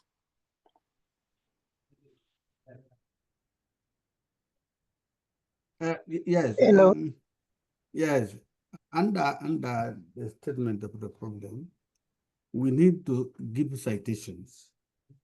Because we are talking about the story, and we are talking what has been done, what has not been done, what is the evidence of all this. We need to have sources that are talking about it and telling us what is the gap. It is about sources. So these sources should be cited and should be seen and should be referred to, and when we are explaining this and when even the reader is reading it. Thank you. Thank you. Collins? Okay, thank you once again. I don't think it's necessary to give a citation in a statement of a problem, because statement of a problem is your original idea. You have identified this problem and you are proposing ways of solving it. So it has not been done before, so it's your original idea. So I don't think there's any need for citation. That's my humble opinion. Thank you, and over. Thank you. Anyone else? I have seen another hand. Anthony, yes. Please, I think you can cite, but not too many. At least if you want to support your claim. Yes, Moses? Yes, just as Anthony has said, I agree that citing is necessary because you should be able to actually prove that the problem really exists, and even the information you're providing as a basis. So you might not go so much in length, that can come later, but in the statement of the problem, you cannot just make statements without really justifying why. Any other person before I also give my opinion? As I say, these are opinions. Yes. That's why we discuss. Yes, sir. Yes. I have a feeling that there are some parts whereby you have to cite. For example, if you have a methodological problem, you state methods that have been used, and you are trying to show that those methods could not solve that problem. I think you need to cite the methods that you are stating. Okay. Yes, yes, Irab. Yes, Irab. Irab, I don't know whether you're the one who has spoken. I'll give Mutesi a chance. Doris. I think, like from your submission, in what the problem statement should entail, you've clearly mentioned that we need to also clearly state the gap in literature. And if you're to state the gap in literature, then you must have the references cited. Okay, the last person here, before we move forward, I'm seeing a hand raised. Just going to confirm who this is. It's not clear on my side because I'm sharing my screen. Justin. Thank you so much. I actually also think that it's very important to do citations, because once you have a problem, in order to quantify it as a problem, there must be some gaps you've seen, and that is from what people have previously done, and you realize this is still a problem. And so for it to come out clearly, you need to have that citation of, okay, that makes you feel, okay, that gives the problem strong stand. So I think citation is very important. Thank you for that. I think I'll say this. I'm not saying any of you is right or any of you is wrong. You can cite only if you are supporting certain claims, or you can cite only when you're providing certain certain statistics, for example.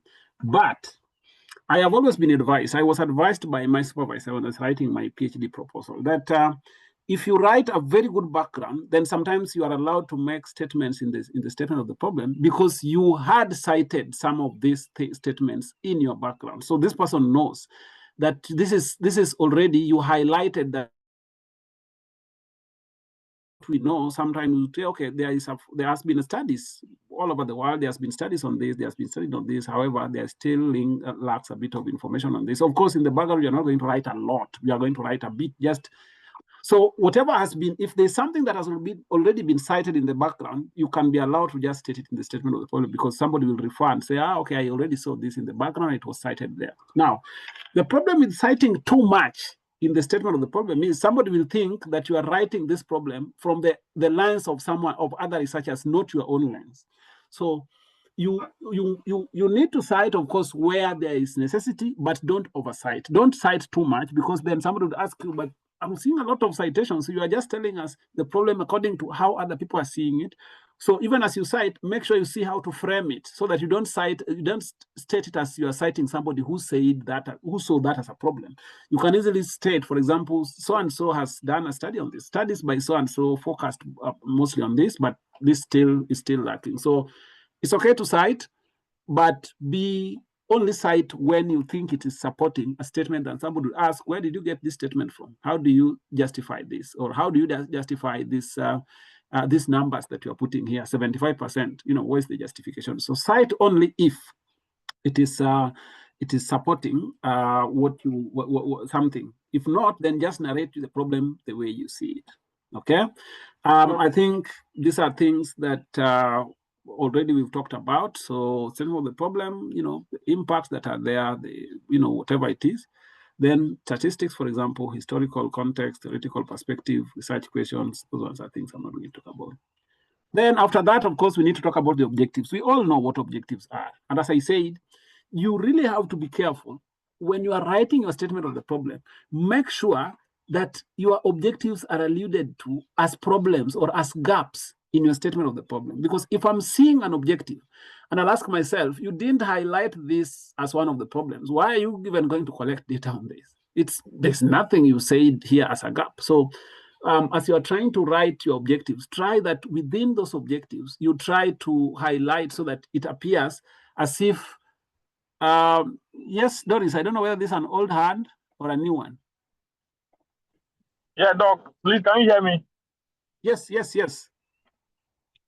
so you said that problem statement is, it answers the question, why do you need to conduct this research? So I wanted to know the difference between it and the justification. As I said at the beginning, the statement of the problem, here you just state what the problem is without trying to say why it is important to do it. I think there's a place I explained that you find some researchers mixing this. You find they are setting the problem, the gap in the problem they are seeing in academia, or the problem they are seeing in the society or in the industry, and plus the gap that they are seeing. And then they are going ahead to say that for this reason, I'm going to conduct this research, collect data on A, B, C, D. No. In the statement of the problem section, just state the problem and the gaps as they are without trying to say why it is important for you to collect data, because there's a space for it. There's the justification of the study and there's the significance of study. So in the statement of the problem section, just state the problem and stop it there. Don't try to convince us why it is important. So just state the problem as they are and stop it there. Then there's the justification where you're going to say, the problems I stated earlier, this is how my research is now going to solve them. And as I was saying, the objectives must align to your statement of the problem. So if you said that the current way means of food production or the current methods of food production are not nutrient efficient or they are not water efficient, then you need, one of the objectives is to maybe try to enhance water use efficiency of the system or try to find out how efficient the system is in terms of water use. So you try as much as possible that your objectives, I'm not saying all of them, you could have a problem, you could have several problems, but then you look at the strong ones that will now inform your objective. An objective is a clear, concise, declarative statement which provides direction to investigate the variables. Without objectives, it will be difficult for you to even know the methodology. So you really need to say, objective 1 is to do this, objective 2 is to do this, objective 3 is to do this, so that you know how you are going to tackle each and every problem that you had stated. I really don't think those are things. So how then do we set them up? Of course, you need to create what we call clear, measurable, categorized as primary or secondary objectives. So you have the general objective and the specific objectives. And when you are numbering your objectives in your proposal, number them using the actual numbers, like 1, 2, 3, the ones that we use in math. I don't know whether they're Roman numbers or I don't know, but just say objective 1, objective 2. Don't use Roman numbers like Roman 1, Roman 2. No, use actual numbers. Okay, now ensure that your objectives are smart. Ensure that you establish a research purpose, because then that is what is going to make you to help you get your objectives. But you shall have also defined your research problem, because the research problem will help you now identify the specific objectives. After the objectives, we have either the hypothesis or research questions, depending on what kind of research you are doing. Maybe I want somebody to tell me, when do we use hypothesis and when do we use research questions? Anybody can give their idea, their opinion. When do we use hypothesis and when do we use research questions?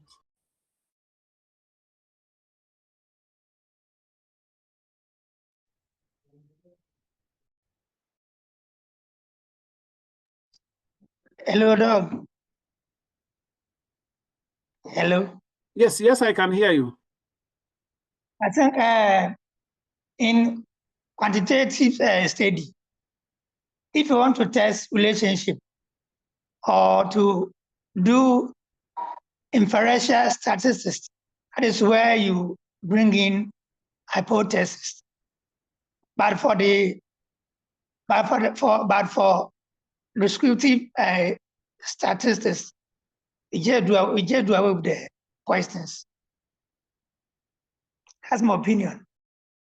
Thank you, Moses.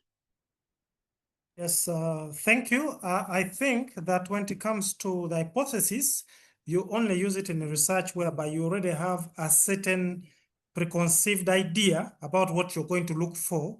And so you want to go and either prove whether it is right or wrong to support the hypothesis or not.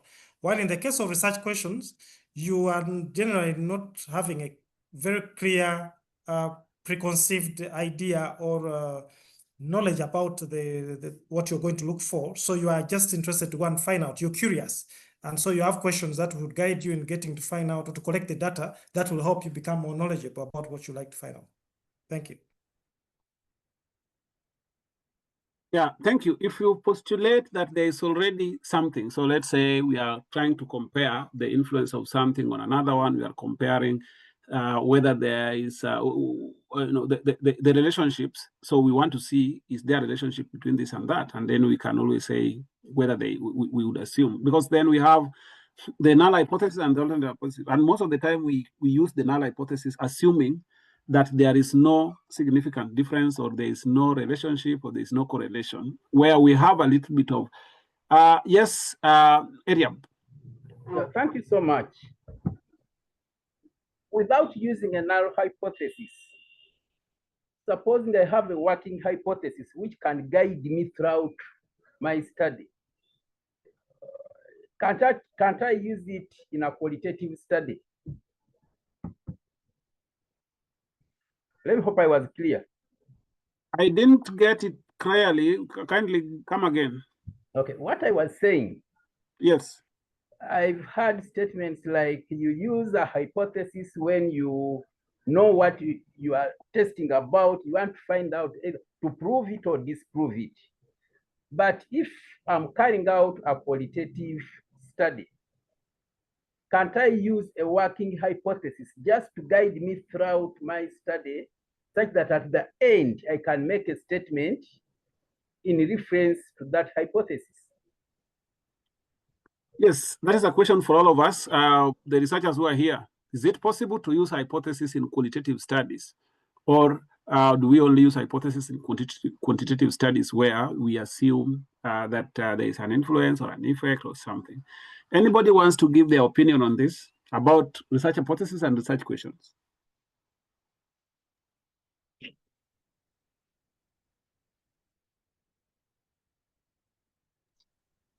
Hello, I have never come across a research or a study that is testing hypothesis through the qualitative. But we know that the hypothesis is tested through statistical methodologies. You cannot test it in a qualitative. It is about inferential statistical methods that you use to test the hypothesis. So maybe that is just my suggestion. Yeah, most qualitative data is analyzed thematically most of the time. So you group them according to certain themes, and then you do analysis thematically. So most of the time, for inferential data, where we have quantitative data, that is most of the time where we can either fail to reject or reject the hypothesis, mostly null hypothesis. But then this is also, an area where we can debate for a long time. I think this is my suggestion. This is my opinion. It's about when you are comparing, for example, yes, Anthony. Yes, Doug, I think the earlier speaker made mention of statistics, because for in qualitative, you can use inferential statistics to test the relationship or the hypothesis. So in my view, it cannot be done in qualitative study. It can only be done in quantitative study. Thank you. Okay, thank you for adding to that. I think, as I was trying to explain, that if you are comparing two phenomena, for example, and then somebody would ask you, this comparison is based on what? Is it based on averages or specific data or specific? So for hypothesis, most of the time we use it in quantitative study. And for qualitative study, because most of the time we do thematic analysis or text analysis or this, we mostly use research questions. So we ask, is there any relationship between this and that? Or does this influence this? So I think these are things we can also still go back and check. We can have, also people can share their ideas even tomorrow. But as I said, we really sometimes don't have like black and white answers to some of these things. But we will see as we also move along. Let's think about it. We are also going to have like a little bit of some session at the end. So hypotheses are testable explanations proposed before conducting a project. So both seek to predict relationships. To use hypothesis or research questions depends on the purpose of study, the approach and design of the methodology. Okay, so here this is where we're talking about mostly, and even research questions can even be used also in quantitative studies. So let's say you are just determining not the influence, but maybe you are just determining the amount of something. So, it means you are just going to ask yourself questions, because if you do hypothesis, if you are determining the correlation or the influence or the effect, then that one you can use hypothesis. But let's say you are just determining the amount of production. So they say, how much can I get per unit area? Then how then are you going to use hypothesis for that? So these are some of the things that it depends on the kind of specific study you are conducting. Then, of course, for these research questions, if you are using research questions, then there are causal research questions, there are descriptive questions and comparative questions. But then, basically, these are just questions. What is the influence of this and that? What is the difference between this and that? These are things you will read and see. The hypothesis, as I said, is descriptive in nature and is used when significant knowledge already exists on the subject, which allows the prediction to be made. It is always written as a statement. So, like consuming vitamin C supplement will reduce the incidence of the common cold in teenagers. So that's an hypothesis. So we conduct research and approve or disapprove of that hypothesis. Now, there's something I want us to discuss a little bit here. There's what we call justification of the study and significance of the study. What is the difference between justification of the study and significance of the study? Are they the same? And if they are not, what is the difference? I think so many scholars have always asked me, Nicholas, my university requires me to write both, or my university only requires me to write one. How do I go about it? Is there a difference between significance of study and justification of the study? Anybody wants to give their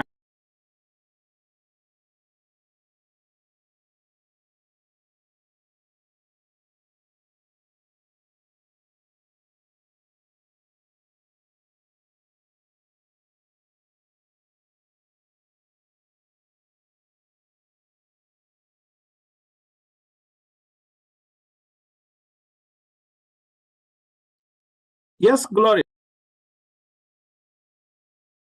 Thank you so much. In my opinion, I would think significance is mostly highlighting the importance and the impact of your study in terms of what is its contribution to the existing maybe knowledge, or how does it address the research. Now, I would think justification or rationale, in some cases, you're just trying to give the reasons why it is important to conduct your study. Thank you. Thank you for that, Gloria. That was very clear. I saw another hand before I also jump in. I saw another hand. I didn't know whose hand it is. It was. As I say, don't shy off from saying these things. That we are here to learn. I don't have all the answers. Gloria might not have provided all the answers, or any other person might not have provided all the answers. We are here to learn, and that's why we give our opinions and ideas, and that's how we start seeing things differently, so that tomorrow you'll say, I attended a meeting or a training, and yeah, they were talking about this and that, because you never know when you'll be asked, and you get into a discussion where people are talking about justification of the study, and you're like, so anybody wants to add their voice to that? The difference between justification of study and the significance of study. Anybody?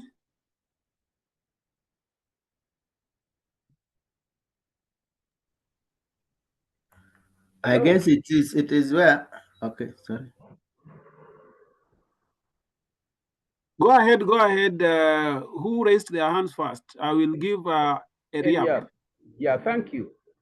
I think she was elaborative enough with her differentiation between the two.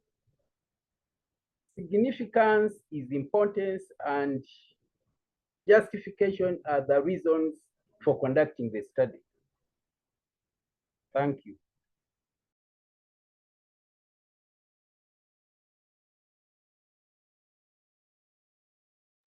Okay, so somebody wants to go ahead. Ibrahim Zira, please mute, switch off your video kindly. What is the difference between a justification of the study and significance of study? I'm not saying Gloria did not do a good job, but we said we want as many opinions as possible.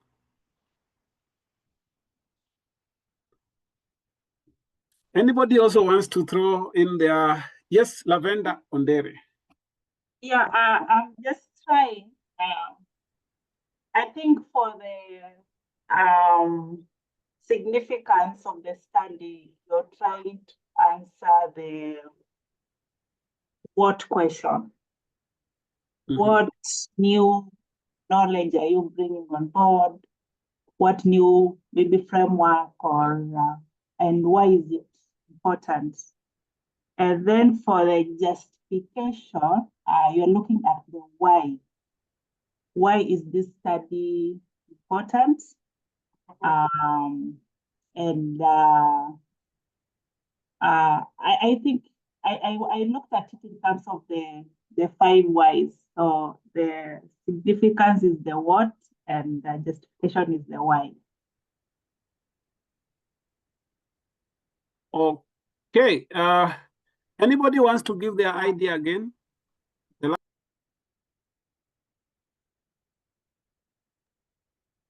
Okay, can I go ahead?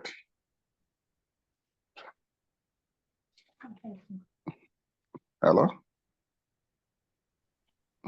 Hello? Yes, please proceed.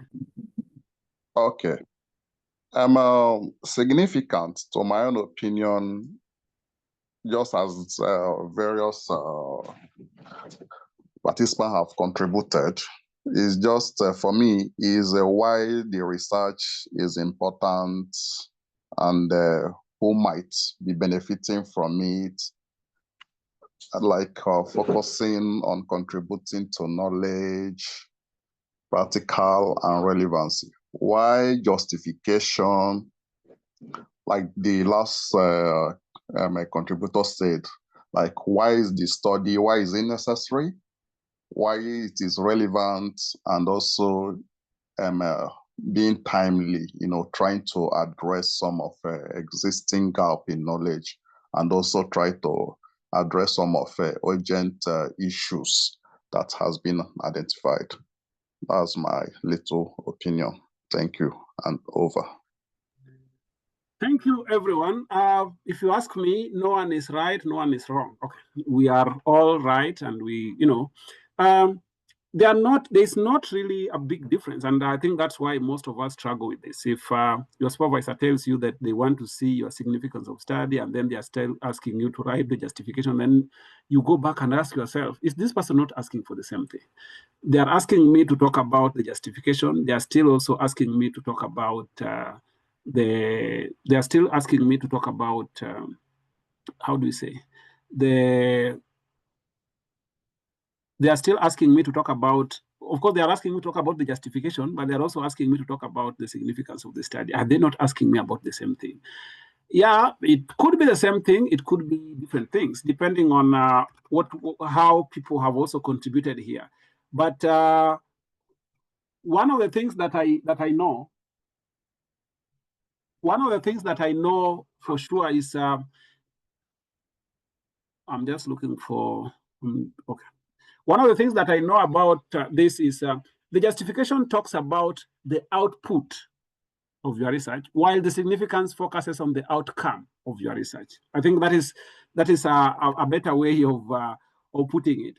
So your justification will talk about the output, the data I'm going to collect, how, it focuses on the specific data you are collecting and how then that is important. But the significance talks about the outcome. What will be the result of that? How will it influence policy, for example? In Kenya, as an example, I'm just using the Kenyan example.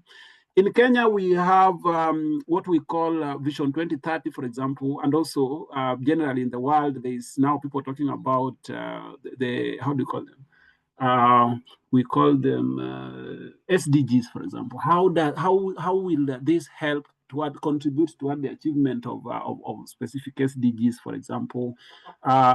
So let the justification specifically talk about the data I'm going to collect will help solve the problem of these farmers by providing new insights or providing suggesting new methodologies for doing this and that.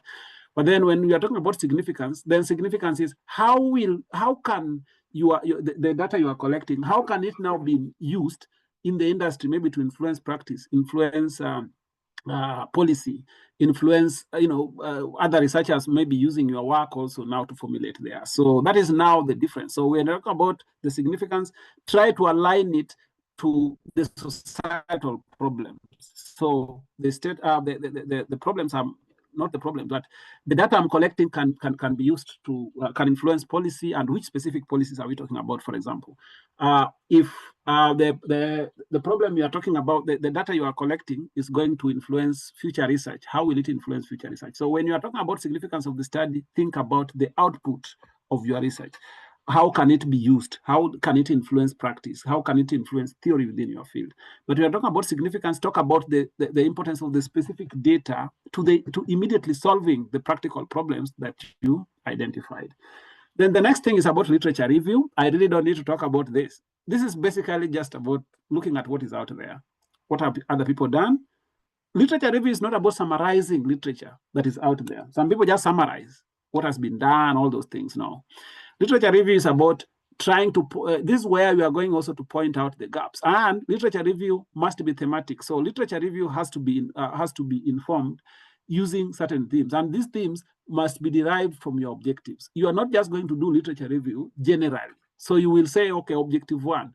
Of course, you will have the first introductory part that is now introducing the entire literature review section, what the literature is going to entail, what specific areas is your literature review going to focus on.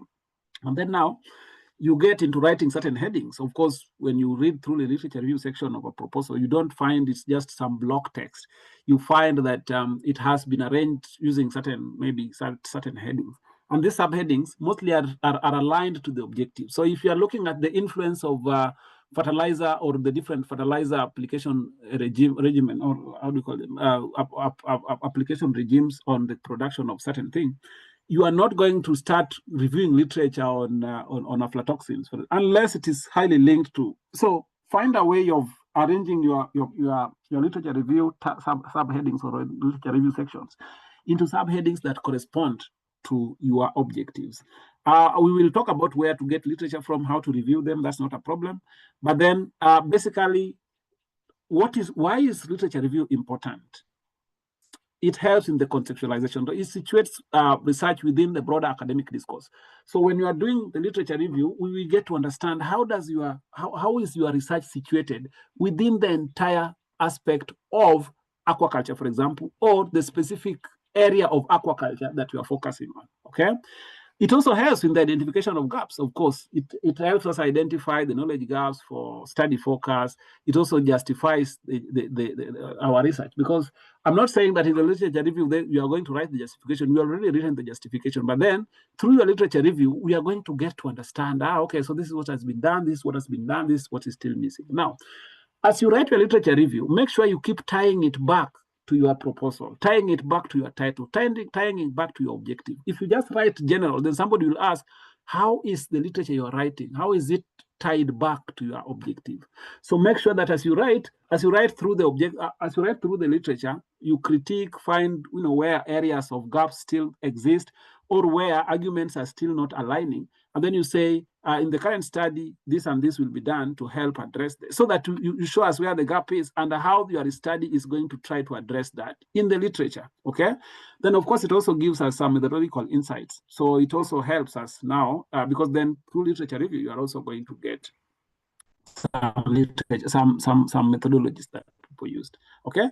But also never say that your idea is so new that no research exists. Of course, rarely do we reinvent the wheel. The wheel is always there. Most of the time, it's just panel beat here and there. then we hit the road running with that wheel, okay? What is the review structure? You have an introduction, which now briefly introduces the topic and the research question, basically.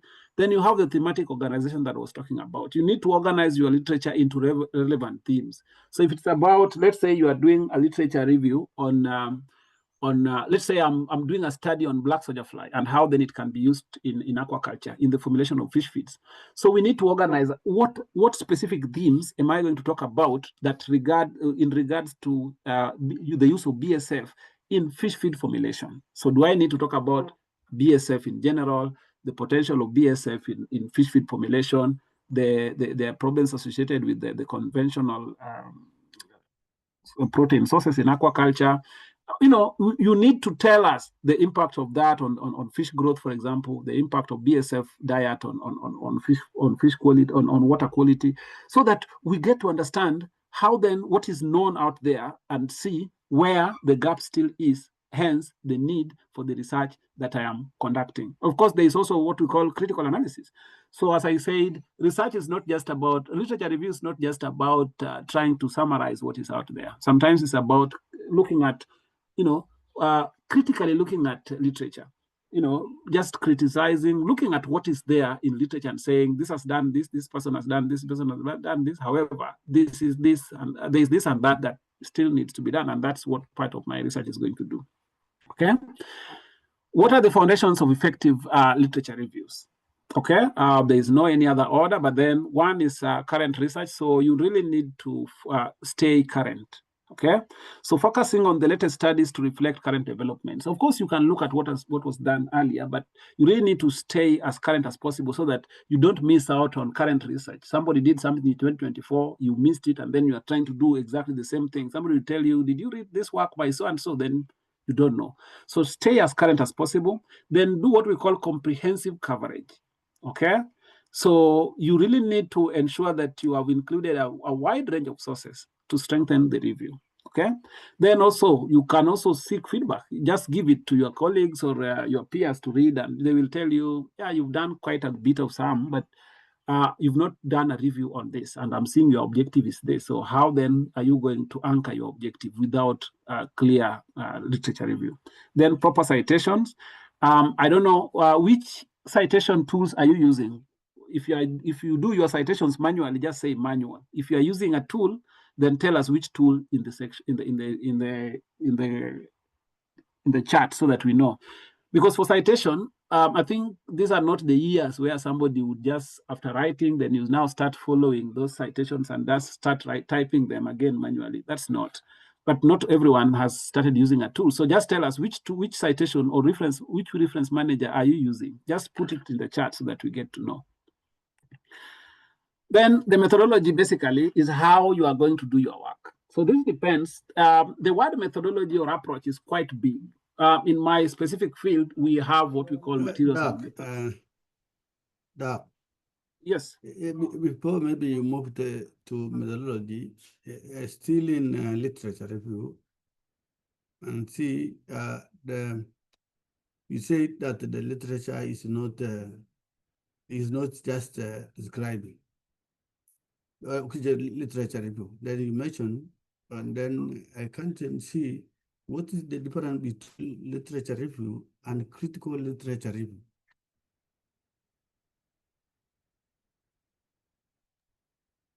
Yeah, so when we are talking about, there is when you are writing, let's say you are writing a literature review with the idea of publishing that as a review paper, for example, then the level of analysis you are going to do at that level is different from the level of analysis you are going to do for a proposal. So for a proposal, yes, Justin. Thank you so much. I'm just curious about how a person can possibly conclude a review section, a literature review section, because most of the times you find that we conclude it by again suggesting why it's really relevant to take care of this study, depending on the explanation you've put in your section. So I would want you to hit little about how someone can possibly conclude the literature review section. Thank you so much. Yeah, basically concluding the literature review section is basically just highlighting the gaps that you have identified and how your proposed study is going to fill in those gaps. It does not really have to be a long section. You would just say some of the gaps identified include A, B, C, D. Since research has only focused on all this, and then you would go ahead now and say that the proposed study, therefore, seeks to do A, B, C, D to address the gaps identified. So just as some short conclusion. Talking about literature review, somebody asked about the critical literature review and just literature review. Literature review, there's what we call, there are different, of course, types of literature review that if you are doing it for the purposes of publishing it as a paper. Just give me 1 minute. There's an urgent call that is coming in from my boss. Just 1 minute.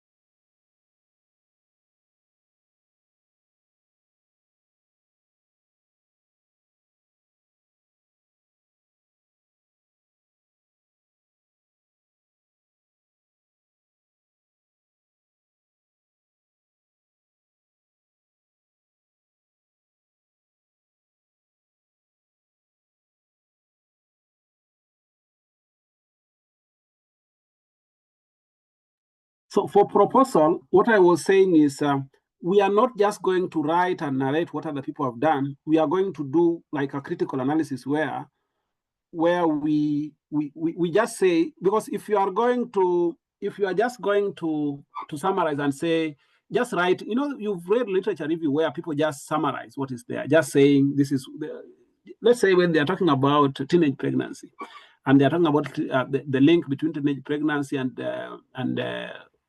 education completion, for example. They just write general things.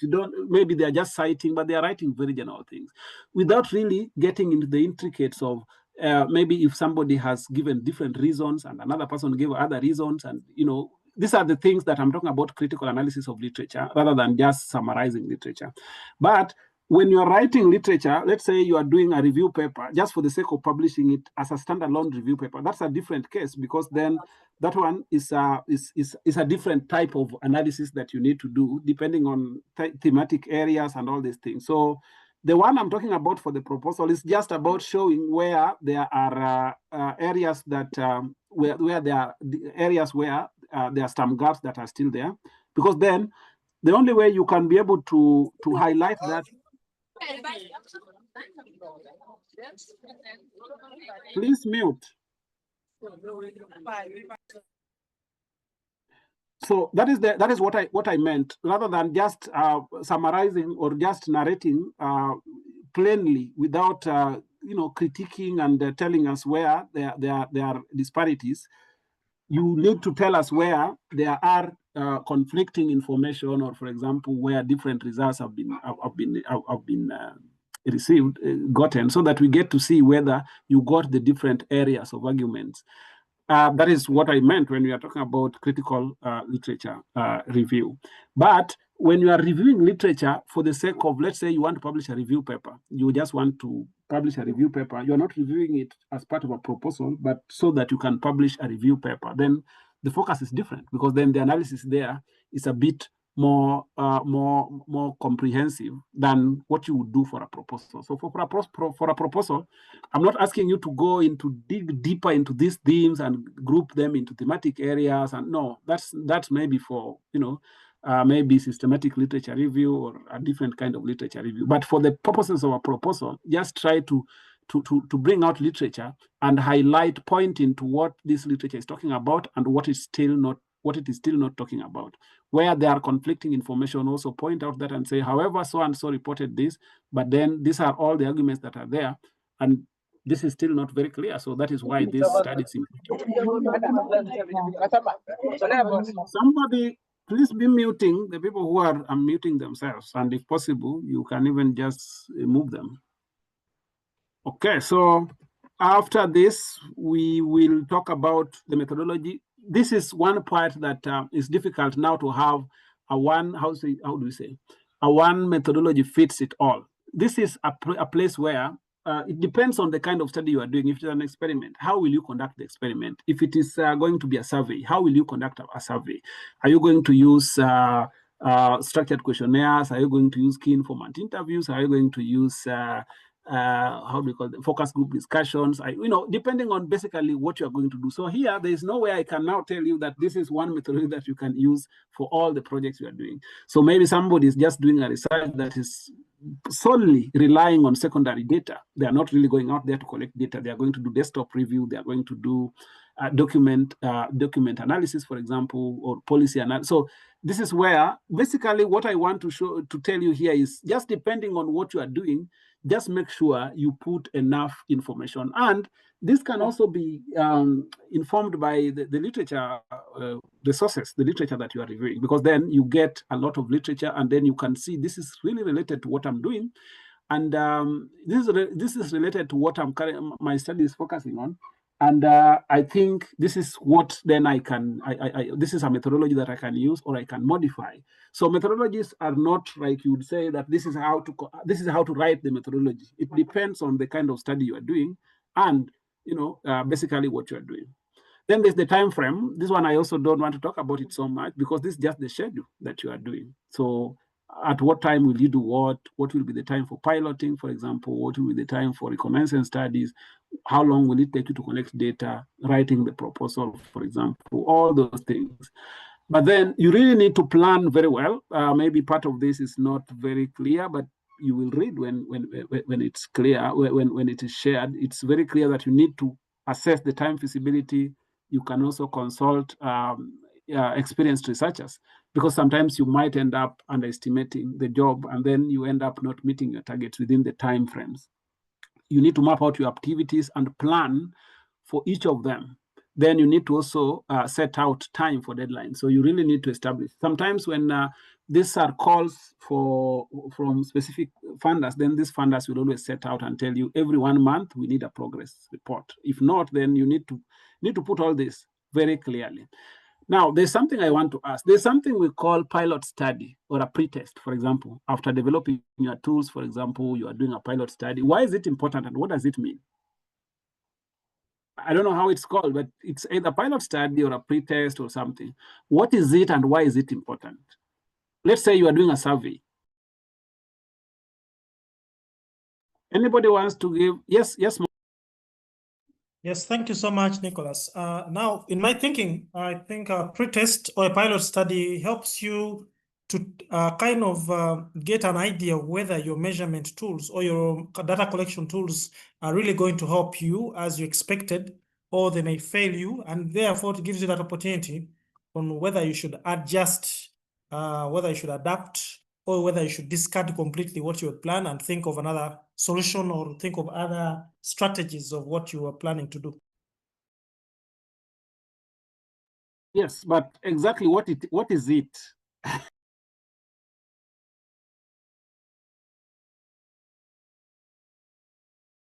Should I go on and add on a bit, probably?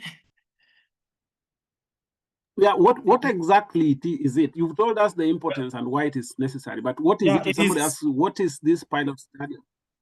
So it is that kind of preliminary short test, like you prepare yourself as if you're really going to do data collection, but using one of your tools. Like, for example, assuming I like to do an intervention. Like in my study, I'm looking at the integration of intercultural competence in French-blended learning.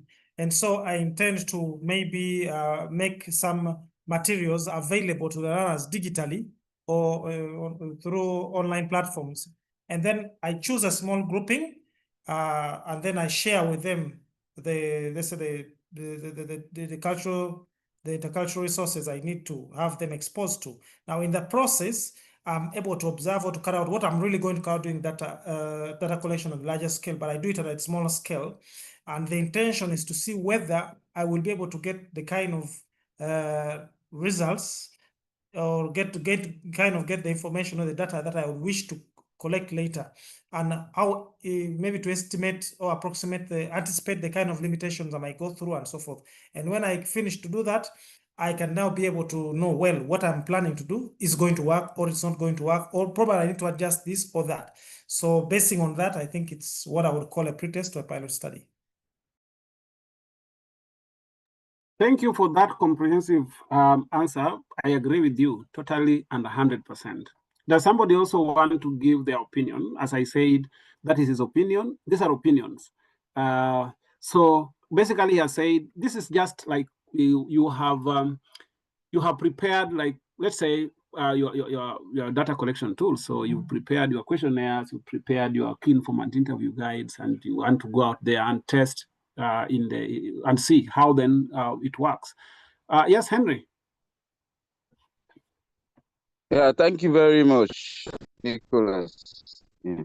I think Moses has clearly explained it. I think what our pilot, pre-testing is. I just wanted to add just another the time component also, because most of the time we know sometimes when we design our research instruments, it's different on what operates on the ground. So pre-testing helps us to manage the time. Otherwise, you spend the whole day without maybe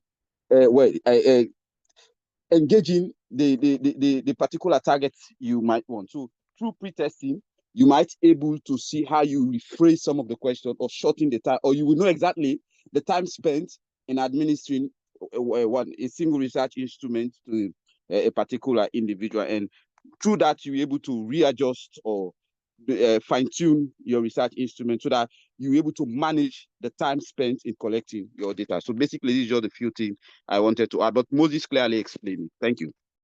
Thank you so much, especially for bringing out also the idea around time, because we want to know with the tool I have, am I going to sit down with one interviewee for 2 hours, and will that give me the information I want? So is that my questions, are they too long or are they too few, or all that things?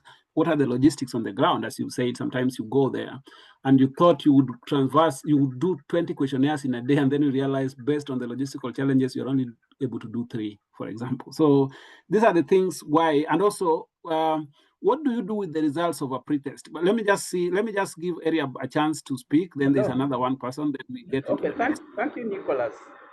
My question is about when you carry out the pretest.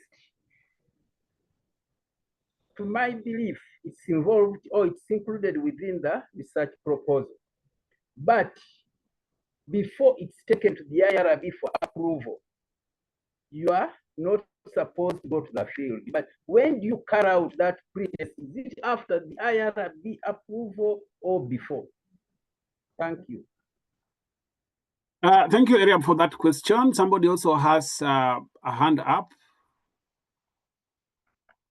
Okay. How do you answer that? Do you go to, there's a question I wanted to ask before that. Let's say, how big or how robust should your pretest be? Before we get into at what stage do we do it? Is it before the ethical approval or after the ethical approval? We are going to answer that. But then how robust or how big should your research be and your pretest be, and what do we base it on? Anybody wants to, especially from those from the field of social sciences, you can help us here. Hello. Yes, go ahead. Yes, I think now the pretest, it should be in terms of the respondent. And look at in terms of respondent. You say maybe around 10% of the respondent should be covered. While they say 10% of the respondent should be covered in the pretest, it's able to give us the data that we are able to analyze and give us the overview of how the research will go live and what is it informed. That's my suggestion. Thank you. You've given us 10%, and then I think the next thing that I wanted to ask, you've already answered it in your answer, where you are saying at the end of this, we need to analyze this and look at it, because if we don't analyze, some people just go there and say, oh, okay, I think I'm able to do 20 in a day, so that's fine. you really need to analyze this data the same way you could have analyzed, you will still analyze the entire data so that you get to see where are the gaps. Are these questions, I'm getting the answers, are they really addressing all the objectives? Are there some questions that I still need to add because of the answers I'm getting or the way these questions are structured? Maybe they are structured in a way that is not giving me the kind of responses that would answer the objective. So you need to analyze the data. You need to subject it to the same data analysis that you are going to subject your entire data to, so that you get to see where you need to do adjustments. Are there questions that I need to restructure? Are there questions that are redundant? Are there questions that are difficult for people to maybe give me answers to?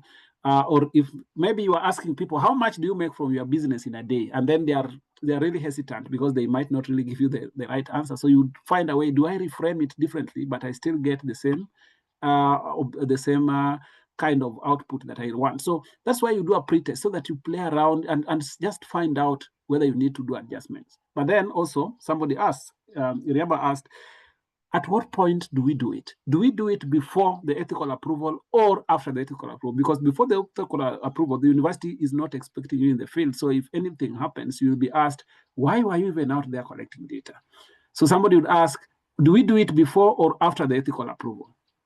Of course, it is included in the proposal, but at what point of our research do we do it? Anybody wants to give us their opinion or their experience, what they did during their time?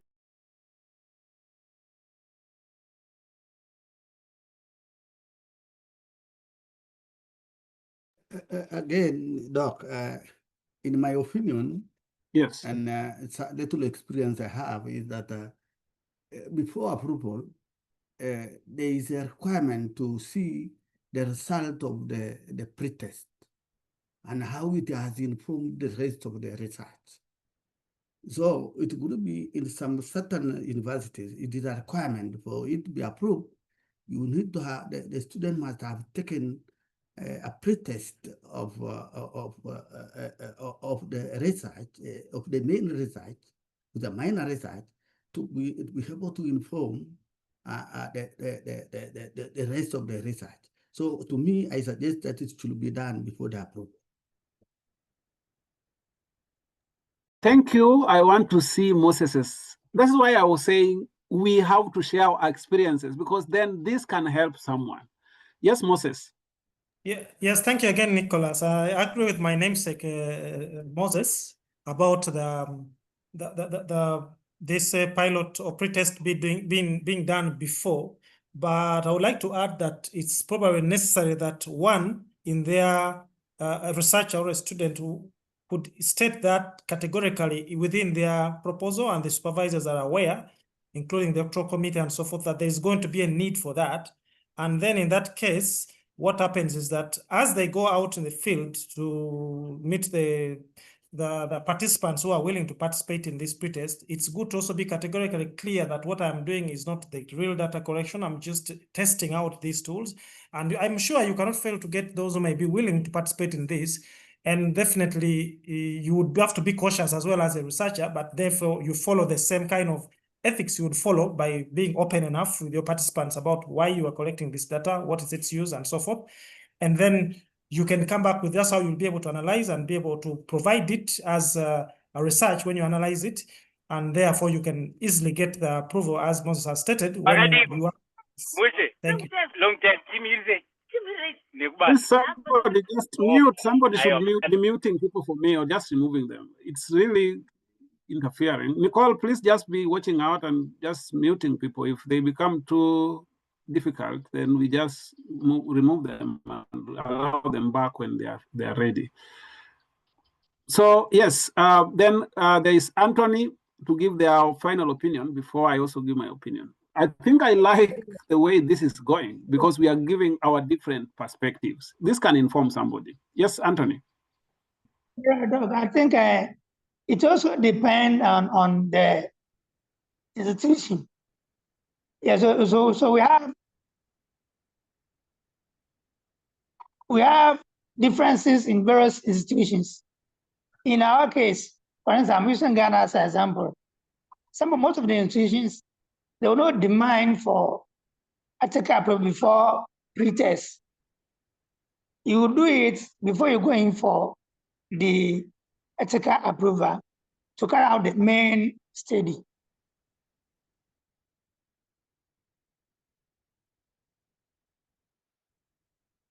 Thank you for that. I think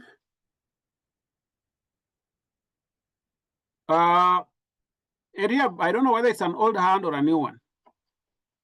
No, I'm just trying to clarify on what I raised about before or after ethical approval. Yeah. Yeah, I raised that just because ethical approval could be easy, but now our problem, especially in Uganda, is about National Council of Science and Technology. If you are found in the field, that would be illegal by National Council. You don't have an identity card yet. Now, yeah. Yeah.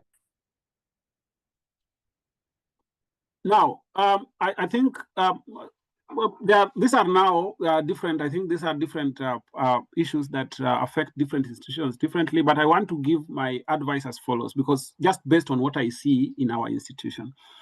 At our institution, it's not a requirement that you do a pre-test. You just put it in the proposal, and then once the proposal is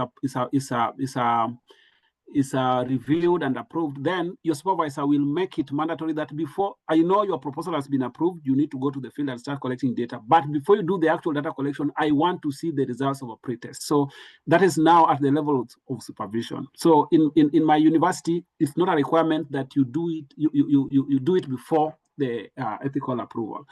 But if in your university, it is a must that for them to now go ahead, because there are universities that will tell you that even before the ethics review committee sits down to look at your data, your proposal, you need to provide us with the results of your pretest. There are some universities that will tell you that. For me, I always say, to be safe, you just go to the university. Like in my university, we call it it's called the SGS, School of Graduate Studies or Postgraduate Studies. You go there and tell them, hey, I want to go out there and do a pretest. Or you go to the ethical review office, depending on which one. Tell them, I want to go out there and do a pretest because it's a requirement. You said I cannot submit my proposal for review or for an examination before I do a pretest. But it has not been reviewed by the ethical review committee. So I want you to provide me with a documentation or just something showing that, hey, I am out there, I'm doing a pretest, while my proposal is under review, or my proposal as a requirement for my proposal to be reviewed or approved. So if your university requires that you do a pretest before the ethical review, make sure you have a document, at least as you walk around. Even if those people come and arrest you or take you to court, you can say, okay, I have an evidence from the university that I am doing a pretest. So I was cleared by the SGS, School of Graduate Studies, for example, or I was cleared by our ethical review committee that I can go ahead and do a pretest as I wait to conduct my main research. But if your university if it is not a requirement in your university, you can submit. Once the approval is done, then you can now do a pretest and then analyze and discuss this with your supervisors before you now do the full-blown research. But the most important thing here, even whether you are doing, whether it is sometimes, even in our case, for example, I don't do surveys most of the time. We do experimental studies, or maybe just do sampling in the lake or in the river or in ponds out there in the field. What happens in this case also, you need to, before you do, let's say you want to do an experiment. You cannot just say that the first time I plant crops or the first time I put stock fish in a tank, I just start collecting data directly or right away. You have to do like a pretest. You need to do maybe some, you need to stock fish, try to feed them for some time, and then just see, will they die? How is the water quality? Will they survive? And then after that, you say, these are the parameters that I have seen. Now I want to go full blown, or I want to change my objective, or I want to modify them. So this pretesting and our piloting are common across both social studies and also in the natural sciences. But look at what the requirement at your university is. Okay. Then once you do that, subject that data to analysis. Some people just come and sit down with data and say, okay, I think it went well. You hear them talking to the people that were in the field. How was it? That questionnaire is not so big. I think, we did well. We did 20 per day. Yeah, I think that's good. We only need 2 days to do 1,000 questionnaires. You really need to analyze and see. They could have done that collection, but then maybe the data is not good enough. So that will also help you look at the quality so that you retrain and, you know, all these things. So that's why that pretest is important. I think those are things we have talked about. The research schedule, I think those are also things we've talked about. The budget, nobody wants to give their money to be wasted. So make sure that if you are doing budgeting, whether it is for academic proposal or for just proposals for funding, you make sure that you can justify. You know, these days, sometimes it's not even it's called a budget proposal, where you need to justify, I want a 4-wheel truck, for what reason, for, you know, all those. So I think this one, I'm not going to talk about this because they differ depending on what you are doing. So make sure that you write budgets that you can justify. Then the list of references, I don't need to talk about that again. You just need to put the references that the sources that you've cited. You cannot just say you cited a lot of things, but there is no reference. And make sure you stick to the referencing style that the university requires. So if it is APA, if it is IEEE, if it is Chicago, if it is Harvard, depending on what your university requires, stick to that. And that's why my suggestion is that you try and learn how to use a reference manager. Okay, I've seen in the chat that almost everyone is using a reference manager here. A reference manager. Oh, somebody is asking what is the minimum number of pages one should have under literature review for a PhD proposal? Depends on the number of objectives you have and also the depth of the objectives. You know, sometimes you find an objective that is, it could be a specific objective. It might appear like a small thing, but then there's a lot, it is quite nuanced. So you find that the literature that you need to review is quite a lot. So there's no, I really don't think there's a way. I cannot really put a number to the number of pages. It depends on the number of objectives you have and maybe how much you really want to dig deep into them. I was looking at the reference managers just to see which ones people are using, and those who are using Mendeley, yes, I use Mendeley quite a bit. Mendeley, is there anybody who still does them manually? Okay. So references, I think we need to talk about that. Then why do proposals get rejected? We've talked about this, the nature of the problem. If you fail to establish the general significance of your work, it will be kicked out. If the research plan is vague or not presented in detail, kicked out. If there are no testable hypotheses or too many hypotheses, kicked out. If it is too ambitious, like unrealistically much is promised, kicked out. Procedural irregularities, like some parts are missing or you missed deadlines or some incorrect budget, or if you did not follow the structure that the university requires, kicked out. Now, I will stop there for now for a minute so that we have, you know, we discuss a few things for 9 minutes, and then we will spend the next like 1 hour or 45 minutes talking about literature, because that is, I think that is part of what we really need to talk about here. At this point, I want us to have like a session, then we will have a break. We will do a discussion, a general discussion for 9 minutes, then we have a break of 10 minutes, then we come back and now get to the next part of this training. Anything goes. Any question? Now I'm not going to answer questions. This is now a discussion everybody will be talking about.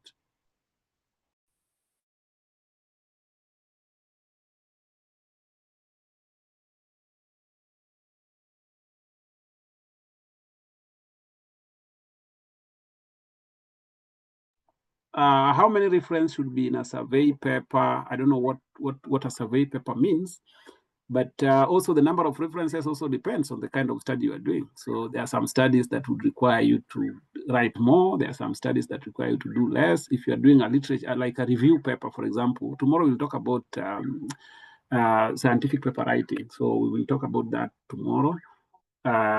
But then this is a chance where any feedback, it does not have to be a question, it could just be a comment, it could be, you know, something you really need us to discuss so that we all discuss. This is not a question and answer session for me. As I said, mine is to facilitate discussion, and you've seen how we have had some good discussions here. Anybody wants to have something to say? It could be a feedback. Yes. No. Data analysis is very important in research. And in the process of research, many of the students, whether master or student, PhD students, are not data analysts. So the question now goes, when do we have to involve the data analyst in your work? Because it is very important to check how the data will be collected, how the data will be analyzed, how to analyze the instrument data very easily. How do we involve the data analyst in data throughout your research? Anybody wants to give their opinion before I give mine? Is asking at what point or to what extent or how then do we involve data analysts in the process? Because we are going to develop data collection tools, for example, all these things. Maybe you are not going to analyze this data by yourself. You are not a data analyst, because this is the sincere opinion. This is my sincere opinion. I think this is an opinion that is now shared by so many scholars, especially the ones that I have met, that data analysis is a skill. So we really don't want to assume that because you are doing a master's or a PhD, you should be competent in data analysis. This is a skill that there are people who are skilled in that field. So we can still work with them as long as we understand what they are doing and why they are doing it that way. Yes, Justin. Thank you so much. In my view, I think it's very important to involve a data analyst right at the time of developing your methodologies if you're going to do an experiment or any form of research, because they need to look through, okay, some of us are not so good at data, but then someone who is a professional can help you deal with field situations. Sometimes what we propose in our proposals is really so good and really so ideal, but when you go out there in the field, what you had proposed to do, you find that it does not work at all. And you have to do a lot of adjustments to make sure that you do not change the original meaning of your research, but still manage it because you have to go ahead with the research. So a data analyst or a statistician is good to be involved at that point. Say that for any modifications that you're doing to your methodology and the variables and the way you're going to collect your data is being followed closely. Sometimes you can even do some dummy analysis and try to see if it will really bring out what you want to do.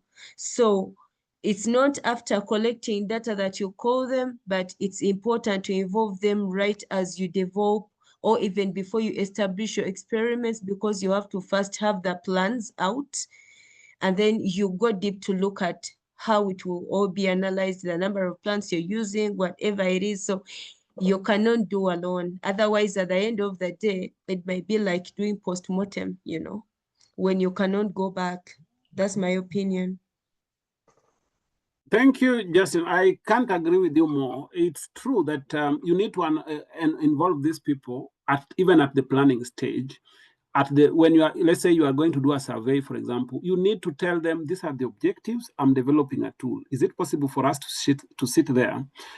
Is it possible for us to sit together so that you help me develop a tool that will, because then they will already see for this objective, this is the kind of analysis we are going to do. So it means that if this is the kind of analysis, we either need open-ended questions, for example, or we need closed-ended questions, or we need structured, all those things. So you need to involve them throughout the time, and especially at the formulation of objectives, or not at the formulation of the objectives. You might already have formulation of objectives, but at the point where you are starting now your research and you are developing, either you are setting up your experiments or you are developing your data collection tools, you need to involve them so that when the data is collected, it is collected with their mind already in it.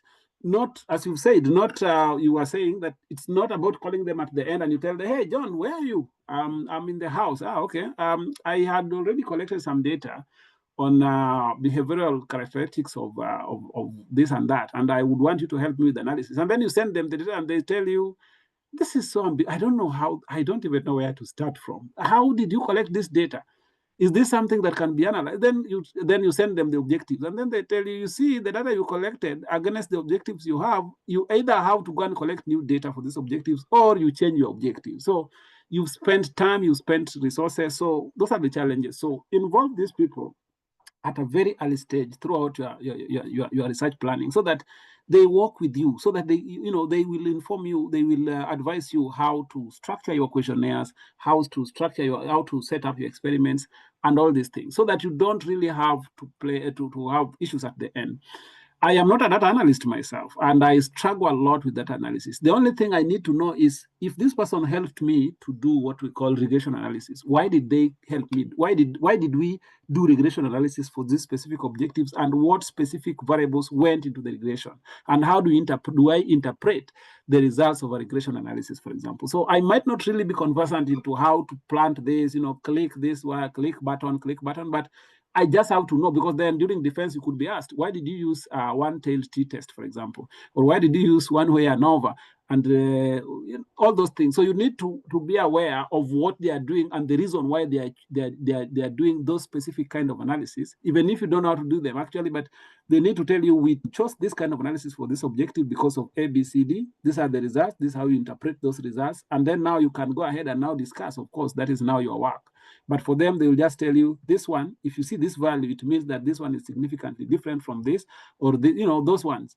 But the analysis, there are people who are competent in that field, so it's up to them.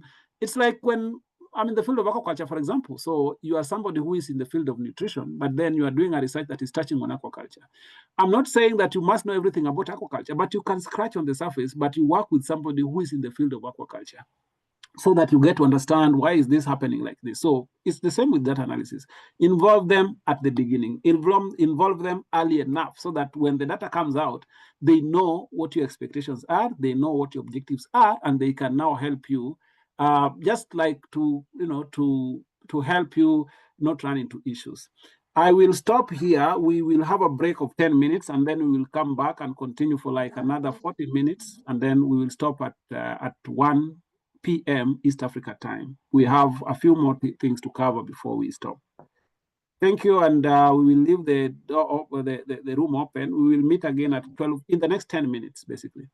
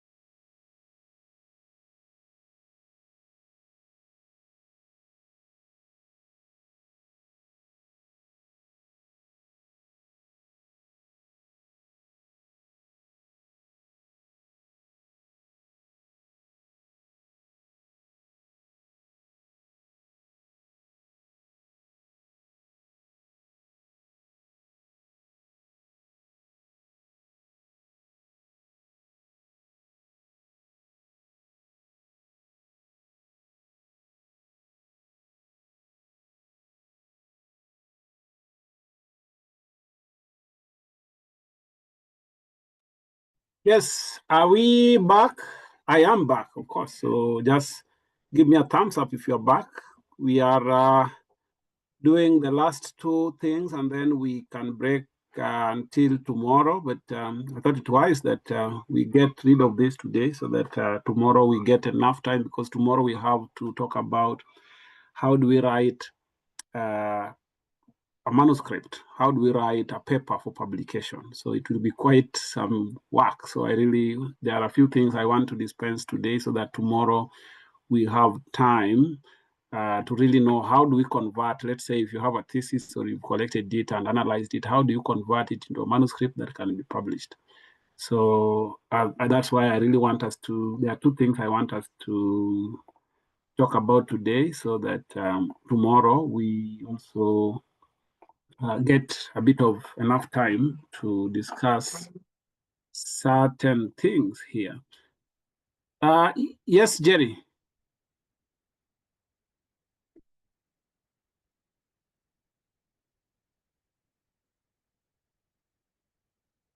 Okay, I will continue. I think he was just trying to alert me that he's back in the room.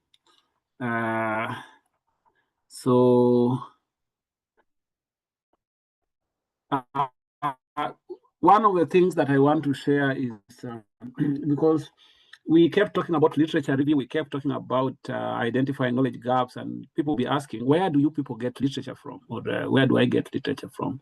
Maybe if somebody can tell me where they get papers from, because when people graduate from the universities, they are told, at least from the Kenyan University, you are told that you are given the power to read and to write, all that appertains to that degree. It means that they appreciate the fact that for you to be able to read, for you to write, you should have read, or you should be able to read.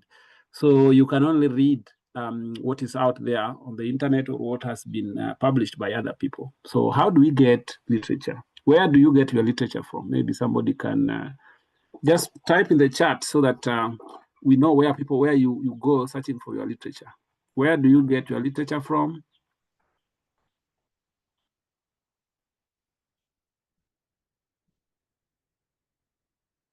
Maybe anybody? Where do you search for papers from?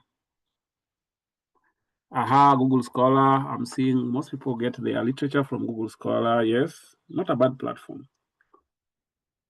Yes, University's Digital Repository, if is one of the sources. Yes, PubMed. Yes. So people get literature from different physical library, online libraries, relevant journals. Yes, so people get literature from different places. But let's say if you are doing something that is talking about policy, so you want to analyze policy documents, for example, or you want to, where do you get policy documents from, or where do you get clinical trials from? Where do you get data sets from? Where do you get information about grant information? So let's say you want to know who is currently conducting research in my university or in my country or in my specific field of research that can be interesting to me, that I can either ask for partnership from, or that I can, let's say you are responding to a research call or a proposal, and you want to come up with a consortium. You really want people who are either currently implementing similar research or those who have implemented similar research before. So I want to show you one of the platforms, and I'm not saying you can only restrict yourself to this, but I want to show you a platform that has all this put together in one place. It's called Dimensions AI. And for you to be able to access Dimensions and enjoy all these features that I want to show here, you must go to your librarian and ask them to give you login details for Research for Life. So you can tell them, hey, I want to access Research for Life. I know maybe there are some librarians on this call. There are universities that I have put direct links to Research for Life, or they have put direct links to Dimensions in their library. If not, go to your librarian, ask them to give you access to Research for Life. So once you get access to Research for Life, let me just share my screen so that you see what I mean here. So you go to I'll just close these ones. When you go to your librarian, tell them I am requesting if I can be able to access Research for Life. I'm very sure most universities in Africa, almost all the universities in Africa, can access Research for Life. So just go and search Research for Life.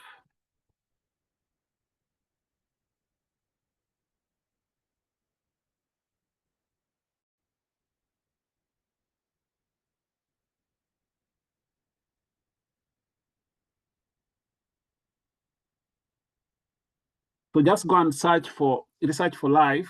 Once you get Research for Life, you will log in using the credentials that your librarian will give you. These librarians have this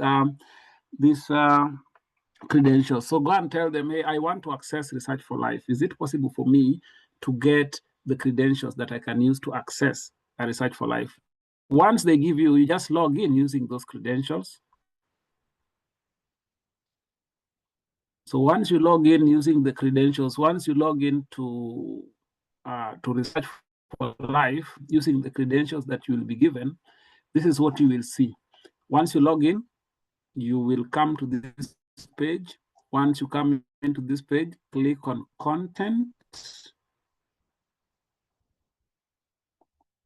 Click on Content, click on Databases. So log into Research for Life using the credentials that your librarian will give you. It's free, universities have them. So once you log in, you click on Content, click on Databases. Then the databases, there are several databases, but the one I want to showcase is Dimensions. So once you click on Databases, just scroll down to Dimensions here. After scrolling down to Dimensions, you will see that you will see how many, whatever it is that you can access through Dimensions. That's why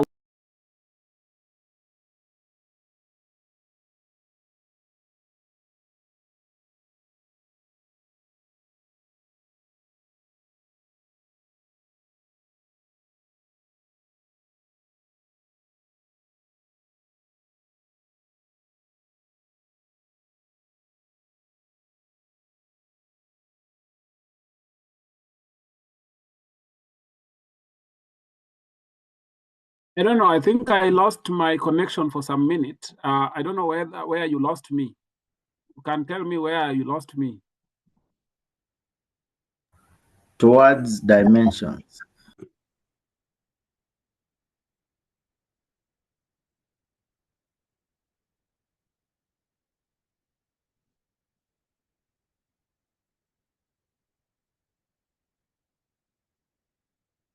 Okay, I don't know whether I'm now audible enough so that I can start it again. Am I audible? Yes. Yes. So I said you will log in using the credentials that will be given by your librarian. All libraries in Africa, most of them, 90% I think of universities should be able to access. So once you log in using the credentials that will be given to you by your librarian, you log into Research for Life. After logging in, you click on Content. After clicking on Content, you scroll down and click on Databases. Then you go to Dimensions. I will demonstrate it again here. I will share this other screen so that it's clear. So once you log in, you will log in and it will take you to, so after you log in, click on Content. Once you log in, click on Content, then click on Databases. Then once you click on Databases, you scroll down to a database that is called Dimensions. Now, once you click on Dimensions, this is what you're going to find. Once you click on Dimensions, I don't know why it's not, okay. So once you click on Dimensions, this is what you're going to get, okay? So you will find other dimensions. How many publications are you seeing so that I'm sure you are seeing the right screen? Apart from publications, what else are you seeing?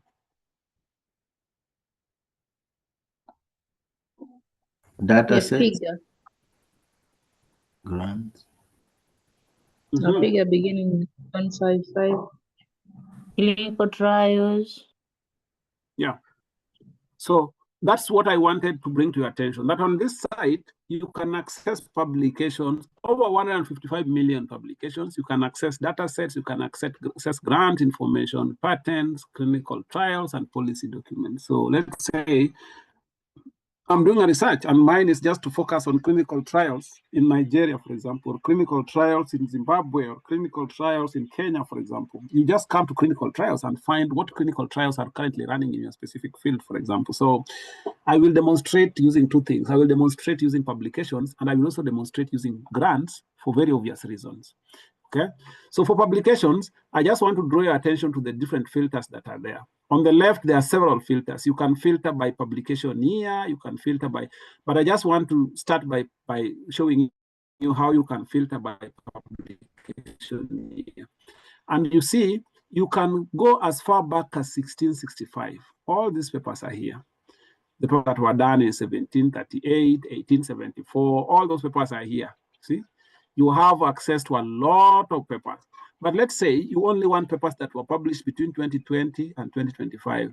You just click on the arrow or on the dot on the circle in front of the year, and then you click add to research, to search.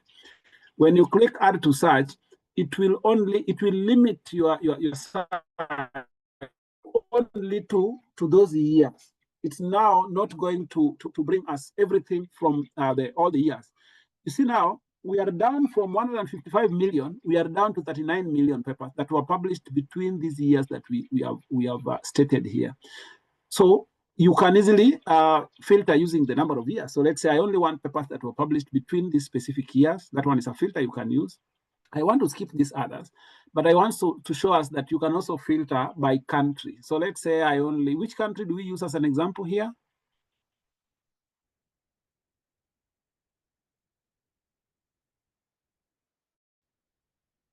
Okay, I'll just pick one country because nobody wants to suggest. Japan. Kenya. Japan. Okay, I want at least one that is represented in the call so that also people can also appreciate what is coming from their countries. Ghana.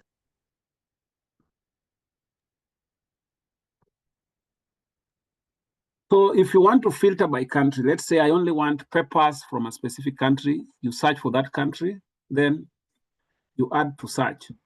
It's now going to limit our search only to papers that are relevant to Ghana. It's not necessarily papers that are published by Ghanaians, but papers that are relevant to the country of Ghana, where there is at least one affiliation from Ghana.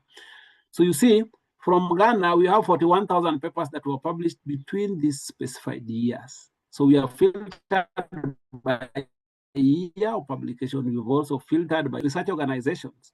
So you can say in Ghana, which is the highest university in terms of publications? University of Ghana has 11,000. So you can also decide that I only want papers from a specific university here. Then you can also click and you click limit to that specific university. Okay.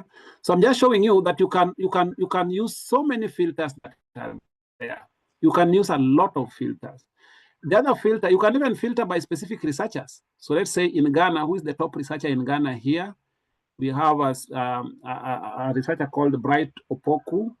We have this other researcher. So this also gives you the top 10 researchers from Ghana, for example. Let's say we want to filter by field of research. So you say, I am from Ghana, but I only want to see papers from maybe the health sciences or humanity. There are so many fields of research. If you expand, if you click browse, it's going to expand to you so that you can see all the fields of research. Field of research is here. So let's say I only want papers from that are talking about, let's say, nutrition and dietetics. As an example, I'm just giving an example. So then you see now how our filter looks like. So we have filtered by, we are now filtering by that specific whatever. So after putting all those filters, you can just come and click on the side and now put in certain keywords. So let's say, so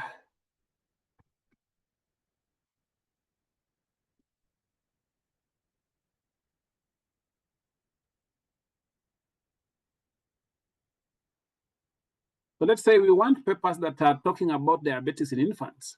So once you click on that, then you will see that is going to give us specific, I'm going to tuck this away. It's going to give us several papers that are talking about diabetes and the infants. So let's say there's a paper that we like. Let's say, let's say we can just pick at random. Let's say we like this paper, maybe this one, maybe this one, maybe this one. So let's say we like this paper. When you click on the paper that you like, you will see what will happen. When we click on that paper as the one that we think is most relevant to what we are looking for, there are two things. You see this pop-out arrow, if you click on it, it will take you directly to the website where this paper has been published. But you see this paper is also open access here because of this. I don't know whether somebody knows what this is. This is an add-on that I want you to add to your browser. It's called an paywall. You just go to, I know you know how to add a browser extension. So just add an paywall as a browser extension. What an paywall does is, when you are looking through the internet and you come across a paper, it could be it could be hidden behind a paywall somewhere, but maybe somewhere on the internet, somebody downloaded and put it somewhere where you can access it for free. So what an paywall does, because you cannot scan through the internet to find where that paper can be gotten for free, and paywall will scan through the internet and find where at least that paper can be gotten as open access, and then it will, when you click on this, it will just download that paper for you. Or if you find that this padlock is gray, it means that that paper, there's nowhere you can get it in open access, so you cannot access it. But in this case, this one is open access, so if we click, it will take us directly and we can download the paper. But what I wanted to show you here is, once you click on the paper that you like, you can click on this pop-out arrow. The pop-out arrow will take you to the website where that paper is, and you can download the paper and read. But even before that, you see we have a summary of this paper here. So Dimensions has prepared a very nice but short summary of the paper without having to read through the entire details to get a summary of what the paper is about, all those things. Dimensions has provided us with a small summary of what the paper is about, what this research investigates the relationship between maternal hair and infant cord blood segment, whatever it is. This is not something I understand, but it gives us a summary of what is in that paper. Dimensions also goes ahead to give us what we call key highlights. So it picks out what it thinks are key highlights from that paper. So even without reading the paper into too much detail, Dimensions already has given you what we call key highlights from the paper. So you can get 4 main highlights from that paper that can give you an idea of what is in that paper. And it also goes ahead to give you what we call top keywords. So there are some 10 top keywords that you can also get from the paper from Dimensions. So it gives you a bit of an orientation of what is contained in that paper, so that you have an idea. So you can get the summary, you can get the key highlights, and also the top keywords from the paper. Now, apart from that, you can also this is now what we call snowballing in literature search. Now, based on this one good paper that you got, you can now see all the other papers that are cited, and they have active links. So you can easily just click on them and get their summaries and see. Click and get the summaries and see, okay? From here, it's very easy for you now to get the summaries of each of the papers, okay? And you can, of course, also chat with the PDF. And it goes ahead also now to give you the papers that have cited the paper that you are reading. The paper that you are reading, let's say, was published in this paper that we are reading right now was published in 2023. But you see, in 2024 to 2025, other people have cited it. In 2024, we have 5 people that have cited the paper. It means that these are more recent information. So from one paper, you can be linked to more recent papers that have cited that specific paper that you are reading. So you don't have to go back and forth keying in keywords all the time trying to search. From one paper, you get linked to other papers. That is what I wanted to show you with regard to publications. The other thing that Dimensions can do, gives you here, is grants. Now, grants are projects. So from Dimensions, you can easily get information on projects that are either ongoing or the ones that have ended. So just click on grants, So let's say you are writing a proposal and you want to come up with a consortium. You really want to work with a consortium that comprises people that or universities that are either currently implementing similar projects or those that have implemented similar projects before. Or you are looking for a job, or you are looking for people to partner with. You want to see who is running research in your country. So let's say we can filter on the left, we can filter by country. So which country? We are filtered by Ghana. Which country do we use now? Uganda. So here we are looking at, we want to see the research proposals that are currently ongoing in Uganda. Research projects. We have 1,669 projects in Uganda.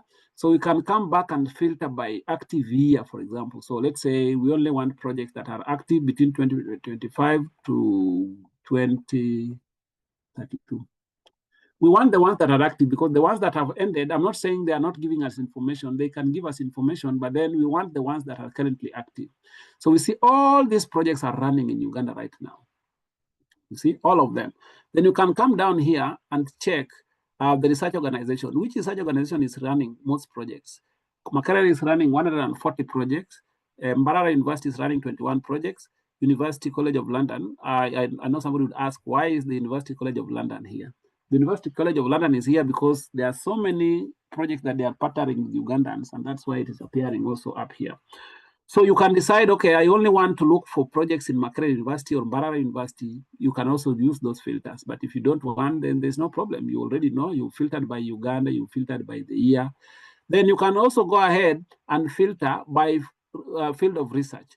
I only want to know the projects that are currently running in a specific field of research. I don't know which field of research are we looking at here. Anybody in Uganda, which field of research are you interested in?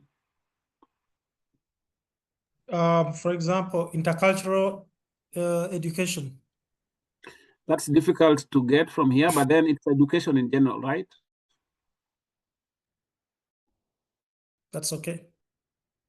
Is it in the field of education?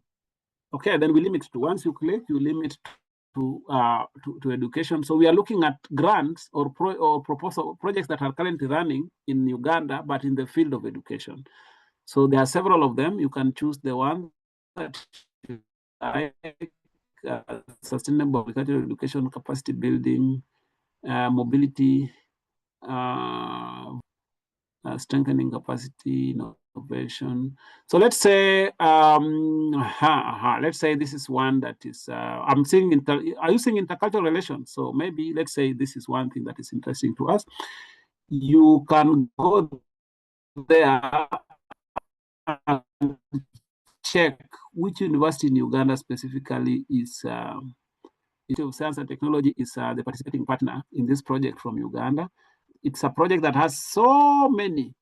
Then Bishop Stuart University in Uganda is also participating. Office of the Prime Minister in Uganda is also participating. So you can easily say that I've seen a project that you are running that is of this title, for example. So you have a lot of information on this end. So you can easily find somebody to approach. You can also just see the original description of the project. And all these things are just because you can get all this on this platform. So if you want somebody to partner with you, when you are approaching them from a point of knowledge, not that you are approaching them asking, okay, you are from Makerere, yes. Is there any project that is currently running that is related to education? You already have that information. So that is why this is a powerful tool.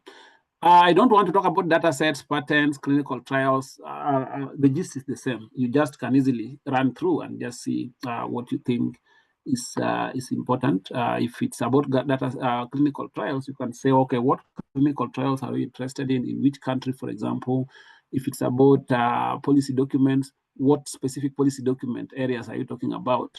Which policies are you talking about? Which ones are you interested in? And then you can now go ahead and apply all the filters that are there. So that is it with regard to dimensions. And if anybody has questions up to there, we will address them. I don't think we need to.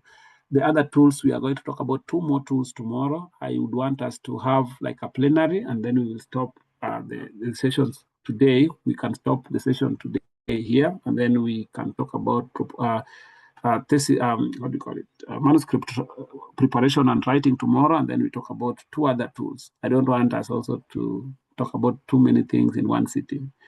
At this point, I want us to get to, if there are any questions, if there are any and paywall is written like, I'll put it in the chat. And paywall, I've written and paywall, the spelling on the chat. Just go and add it as an extension to your browser. It will really help you when you get papers. You just see if it is green, then it means you can get that paper somewhere. It will be somewhere on the internet. You can easily go and download it. Any questions, any feedback, any clarification as it is right now, so that we conclude this. We've been sitting since morning. Any feedback, any question, any comment at all?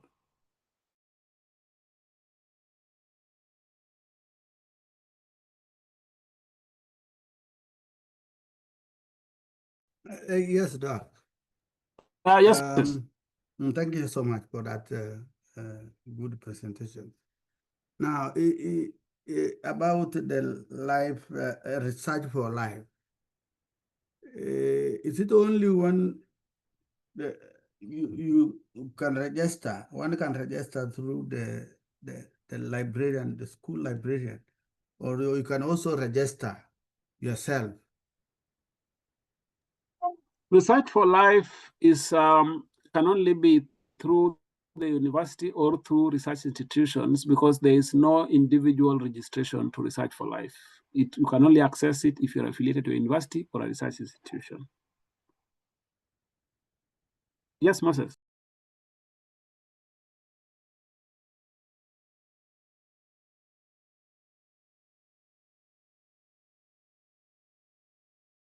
Yeah. And paywall is a web browser extension. So just ask somebody to help you how to add a web browser extension. There are several extensions. Maybe if you're using Google, if you're using Firefox, just go and install it as a web browser extension. Just ask anybody; they will show you how to do web browser extension.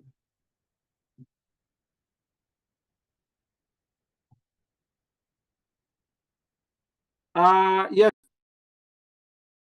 Yeah, thank you so much, Nicholas, for the entire presentation. I've really enjoyed it today, though I came in slightly, some few minutes late from the time it was supposed to start, but I appreciate and I caught up. Now, I would like to really appreciate everything. And my question was a simple, maybe question, but sometimes it leads me to be confused. When we always have the first chapter of the section writing the proposal, in some cases we have those who write introduction, there are those who write introduction and background, there are those who write only background. What exactly is the precise difference between the background and the introduction? And is it necessary to have both or just one of them? Thank you. In proposal writing, and especially when you're structuring a proposal, to my understanding, the objective, the first chapter 1 is always called the introduction to your proposal. So it's always what we call the introductory part of your proposal. So what I always see is we go straight into the background of the study, because then the introductory part, like chapter 1, still has the statement of the problem, the objectives, all those things. So what I have seen, and I will just flash my proposal here so that you see what it looks like. What I have seen is we go straight to the background of the study and just call it as an introduction. So the introductory part now, when you say introduction, the introduction now contains the background of the study, the objectives of the study, the statement of the problem, the justification, all the way before you get into chapter 2. So most of the time, that part is called the introduction. The background of the study is part of the introduction, but then the introductory part, or what we call the introduction of the proposal, entails quite many other aspects that go beyond just the background. Any other person can also just give their opinion based on the clarification that Moses was seeking.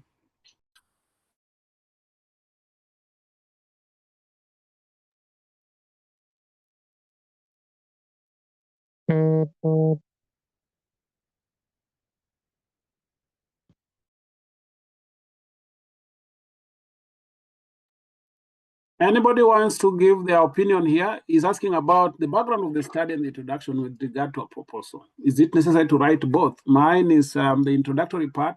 We call it the introduction because it is always the preliminary part of the proposal. I don't know whether I can find my proposal somewhere, but also I think it will be difficult to share that. Yes, but anyway. Basically, the introductory part of your proposal contains the background of the study plus so many other elements as chapter 1. So the chapter 1 is always called the introduction, but then you will find that it is titled, introduction is, let me just see here. I've shared a screenshot. I've shared a screenshot of mine. I'm actually in the methodology part right now, but I just shared with you in the chat a screenshot from the table of contents of how mine is organized, just to seek some kind of guidance. Maybe I've got your explanation, which is very okay. Yes, thank you.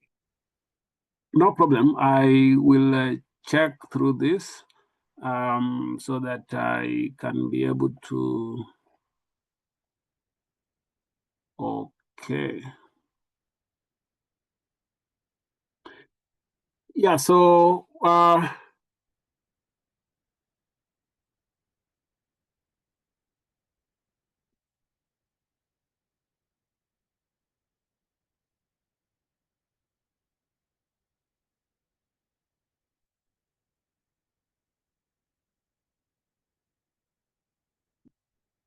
okay, I'm just trying to find, okay. Yeah, so yes. So basically, I think it's the same. So chapter 1 basically is always termed as the introduction. So we just have it as an introduction. And then within that now, we have the background, this, the problem statement. But I really don't also advocate for you to call it statement of problem statement. In my school, we call it statement of the problem, not problem statement, because we are stating the problem. So we call it statement of the problem. Then we have, instead of main objective, we always call it the general objective. So we have the general objective and then the specific objectives. But I have a bit of issues with the numbering here. So we have, like, we would have 3.1, 1.3 called research objectives. Then you have 3.1.1 that is general objective, then 3.1.2 which is specific objective. So you have 1, 2, 3. Then you now move to 1.3. This is just my suggestion. My 1.3 would be, let me just flash my objective so that my proposal just for a minute so that you see what it looks like. I'm not saying that what you have, of course, is basically what it looks like. The introductory part of your research is always the, let me just see if this is the one that I used. I'll just use this as an example. I just flash through. I does not have to read whatever is there. I'm just showing you the structure. Maybe it would maybe not just for your own benefit. Maybe for the benefit of, there is somebody here who is in the process of writing, and there's, how do I structure? Those things can also, you could be helping so many other people in the process. I think that's what I'm saying. You could be helping so many other people in the process just to have a view. So of course we have the title. This is the title page with so many other things. Depending on the university, then you have the abstract that is talking about, just summarizing what the proposal is about. Then now you see now here I have the abstract, the abbreviations and acronyms, operational definition of terms. Then chapter 1 now has the introduction as chapter 1. So that is 1. Then 1.1, I have the background of the study, the statement of the problem, objectives of the study, general objectives. So you see now under objective of the study, I have 1.3, which is objectives of the study. And then I have 1.3.1, which is general objectives. Then 1.3.2, which is specific objectives. Then I think there was a problem here. Then I moved to research questions, justification of the study. Then another literature review. I arrange my literature review into different parts. So chapter 2 is literature review under different headings. Then after literature review, then I have the materials and methods, which is chapter 3. Then it ends there. So you have your abbreviations and acronyms, operational definition of terms, then the introduction, where you have the background of the study. After that, you have, after the background of the study, you have the statement of the problem. I have the objectives, so the general objective and the specific objectives. I have the justification of my study. then the literature review, which is chapter 2. Then I've now arranged my literature review into different parts, quite a bit of some literature there. Yeah, you don't, as I said, you don't have to read through it all. Then I have now my materials and methods. So I have the study area description, then the experimental design, all these things, depending on the kind of study you are doing, all that. And then I have my references. So yours is quite okay. Maybe you can just play around with the numbering a little bit, but yes, as I said, instead of having I would have objectives of the study, and then I have the general objective and then the specific objectives before I move down to the rest of the parts. Any other question? I'm seeing some questions in the chat. Please approve my request to join. Okay, that's not mine. Okay. So any final comments as we close? We are drawing to a close, and then we meet tomorrow. We will share tomorrow at the end of the training, we will share the recording and these presentations so that you can also go over them again at your own free time. Maybe if there's something that was explained and you missed it, you can also find it in the materials. I'm giving us the next 4 minutes to give our at least some feedback, whatever it is, and feedback, anything that needs clarification, and then we meet tomorrow same time. I will say same time, same place. Any feedbacks, anything before we close? In the next 4 minutes, we are closed.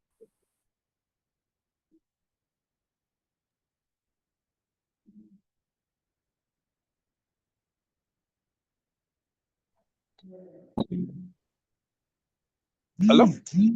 Yes, Yeah, yeah. Thank you. Sorry. Is she going on? Lavender, go on first. Ariab has given you a chance. Okay, thank you so much.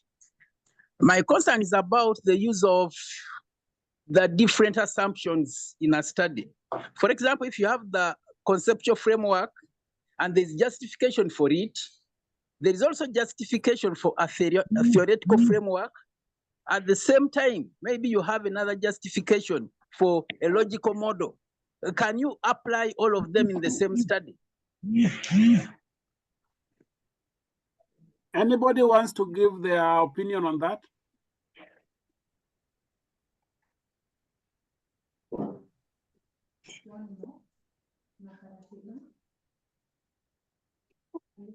Okay, there's Ariab also had something before I talk about what Lavender has asked.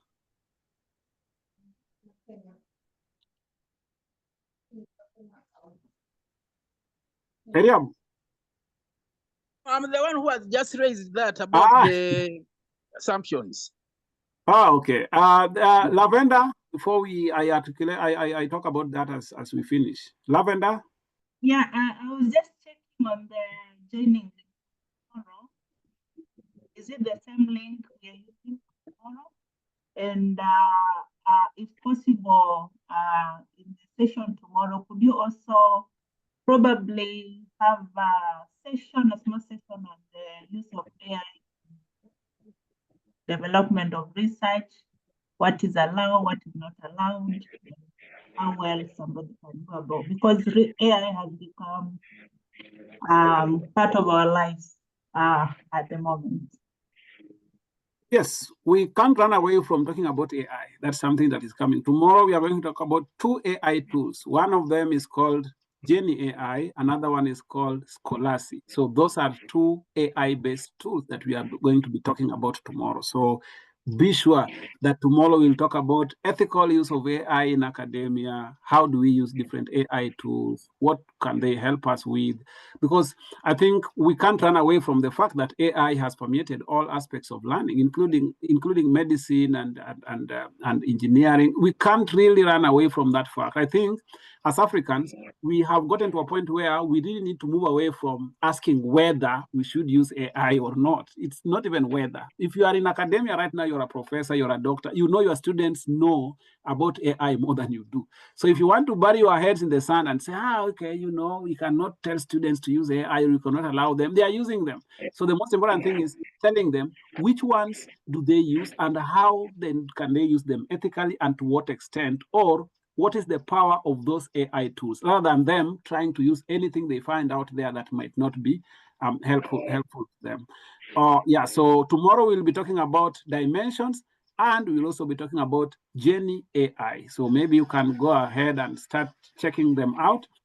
Maybe Nicole, if you can put the links to Genie AI and not dimensions, but Genie and Scholary, so that tomorrow they, you know, if somebody gets a chance, they can go and just, even if you don't know what they are about, just go and, out of curiosity's sake, go and check out before tomorrow we now get to discuss them proper. But yes, indeed, tomorrow we are going to talk about AI and so many other things about the use of AI in academia. We cannot run away from AI. It's a fact. It's here with us. It's evolving. It's becoming very, very powerful. It's only in Africa where our scholars are still being told, you know, AI is going to make you lazy. But people at the international scale are already using. There are universities that allow you expressly to use AI. The only thing is you have to declare to what extent you used AI and what sections of your write-up did AI assist you with.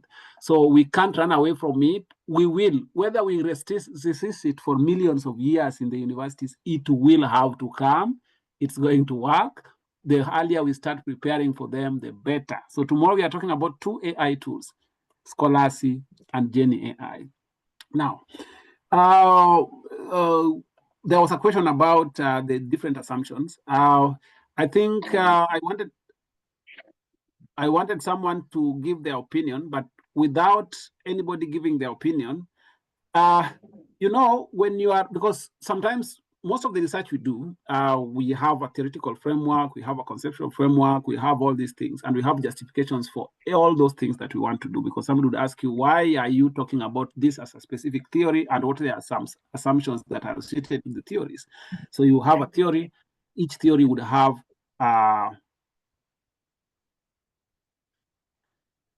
each theory would have its own, maybe its own reasons, you know, its own assumptions, for example, strengths and weaknesses. These are things you have to highlight, and these are things you have to bring out.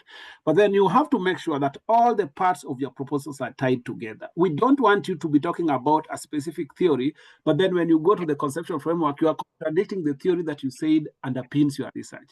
Or you are talking about a certain justification or a certain limitation, for example, and then when you come to your theoretical framework, you are saying that is the strength of your research, while you had mentioned it as a limitation or as an assumption. So I think it's just about trying to tie together everything so that there is no contradiction between and among the different sections. I think I will also, maybe if you can put it clearly in the chat, I can also look for, you know, another explanation for tomorrow, but it's just about being consistent. Somebody is asking about, the last one here is asking about how important is the use of limitations and assumptions. Limitations are the potential drawbacks that you could, or whatever was not addressed, might not have been addressed in your research. So maybe what is the limitation of your research? For example, this could be the potential threats that you are seeing, or the potential things that could influence your research in future, and how the research you are proposing, and how will you tackle them. And also, the limitations also can go to the extent of talking about the scope. The scope can also delineate your limitations. So you could say this research talks about ABCD, or this research is limited to ABCD, but not, so that somebody does not expect more than what is in your research.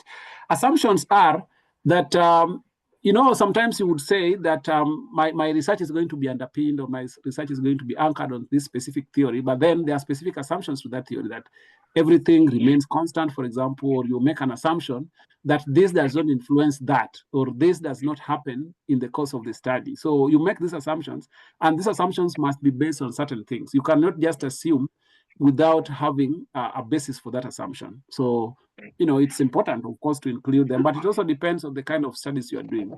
If it's a study that you're going to involve humans, for example, if you're going to do a survey,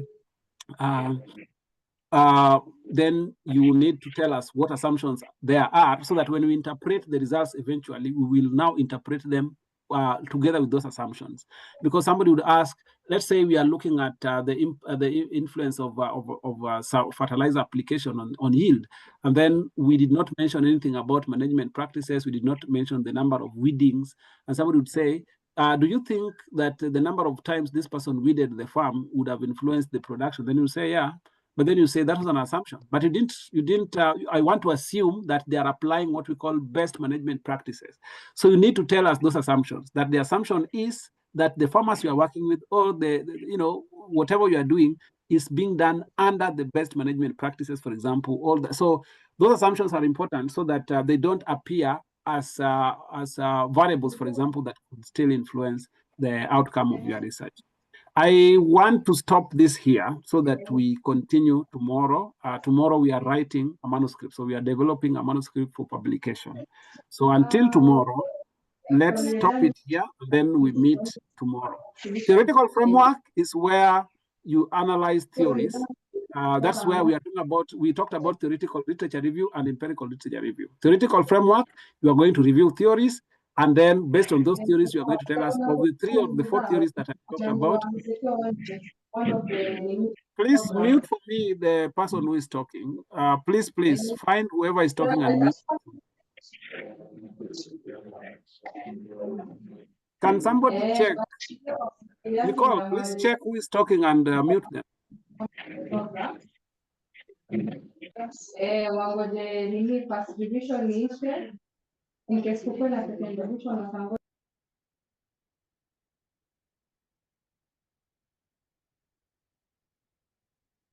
Yeah, I think it's good to be mindful. Sometimes we interfere with what is happening. Anyway, so the conceptual framework is just about how these variables interact, the relationship between the different concepts. So you need to list down your variables and how your variables interact. And this is mostly also informed. So the conceptual framework is informed by the empirical literature review, because this is what is going to give us how each of them are linked. But the conceptual framework, the theoretical framework is about the theories. So you are going to read through the different theories and see what arguments are there, so that you can tell us this is the theory that is going to underpin my research.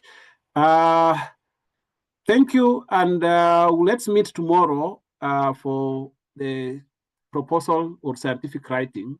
And so we will talk about how do we write a good manuscript, how do you select the right journal for it, how do you do the submission, how do you talk about the use of AI, how do we talk about how do we tackle review comments, for example. All those things will be talked about tomorrow. Until tomorrow, I want to give my team back at TCC generally to give us an announcement for tomorrow. Thank you once again for creating time for today's training. Indeed, it has been an insightful session, and you are equally impressed with your active participation through questions and also valuable contribution, which has made the session both engaging and also impactful. To our facilitator, Dr. Nicholas Outa, thanks for your presentation and for providing participants with practical knowledge and inspirations to strengthen their scholarly work. So as already said, our tomorrow's session will start at 9. So I'm just appealing to you to keep time because we'll be discussing on how to write the manuscript, has already been said by Dr. Nicholas Outa. Otherwise, have a productive day. Thank you. Thank you, everyone. So much. Thank you. Thank you for the kind comments.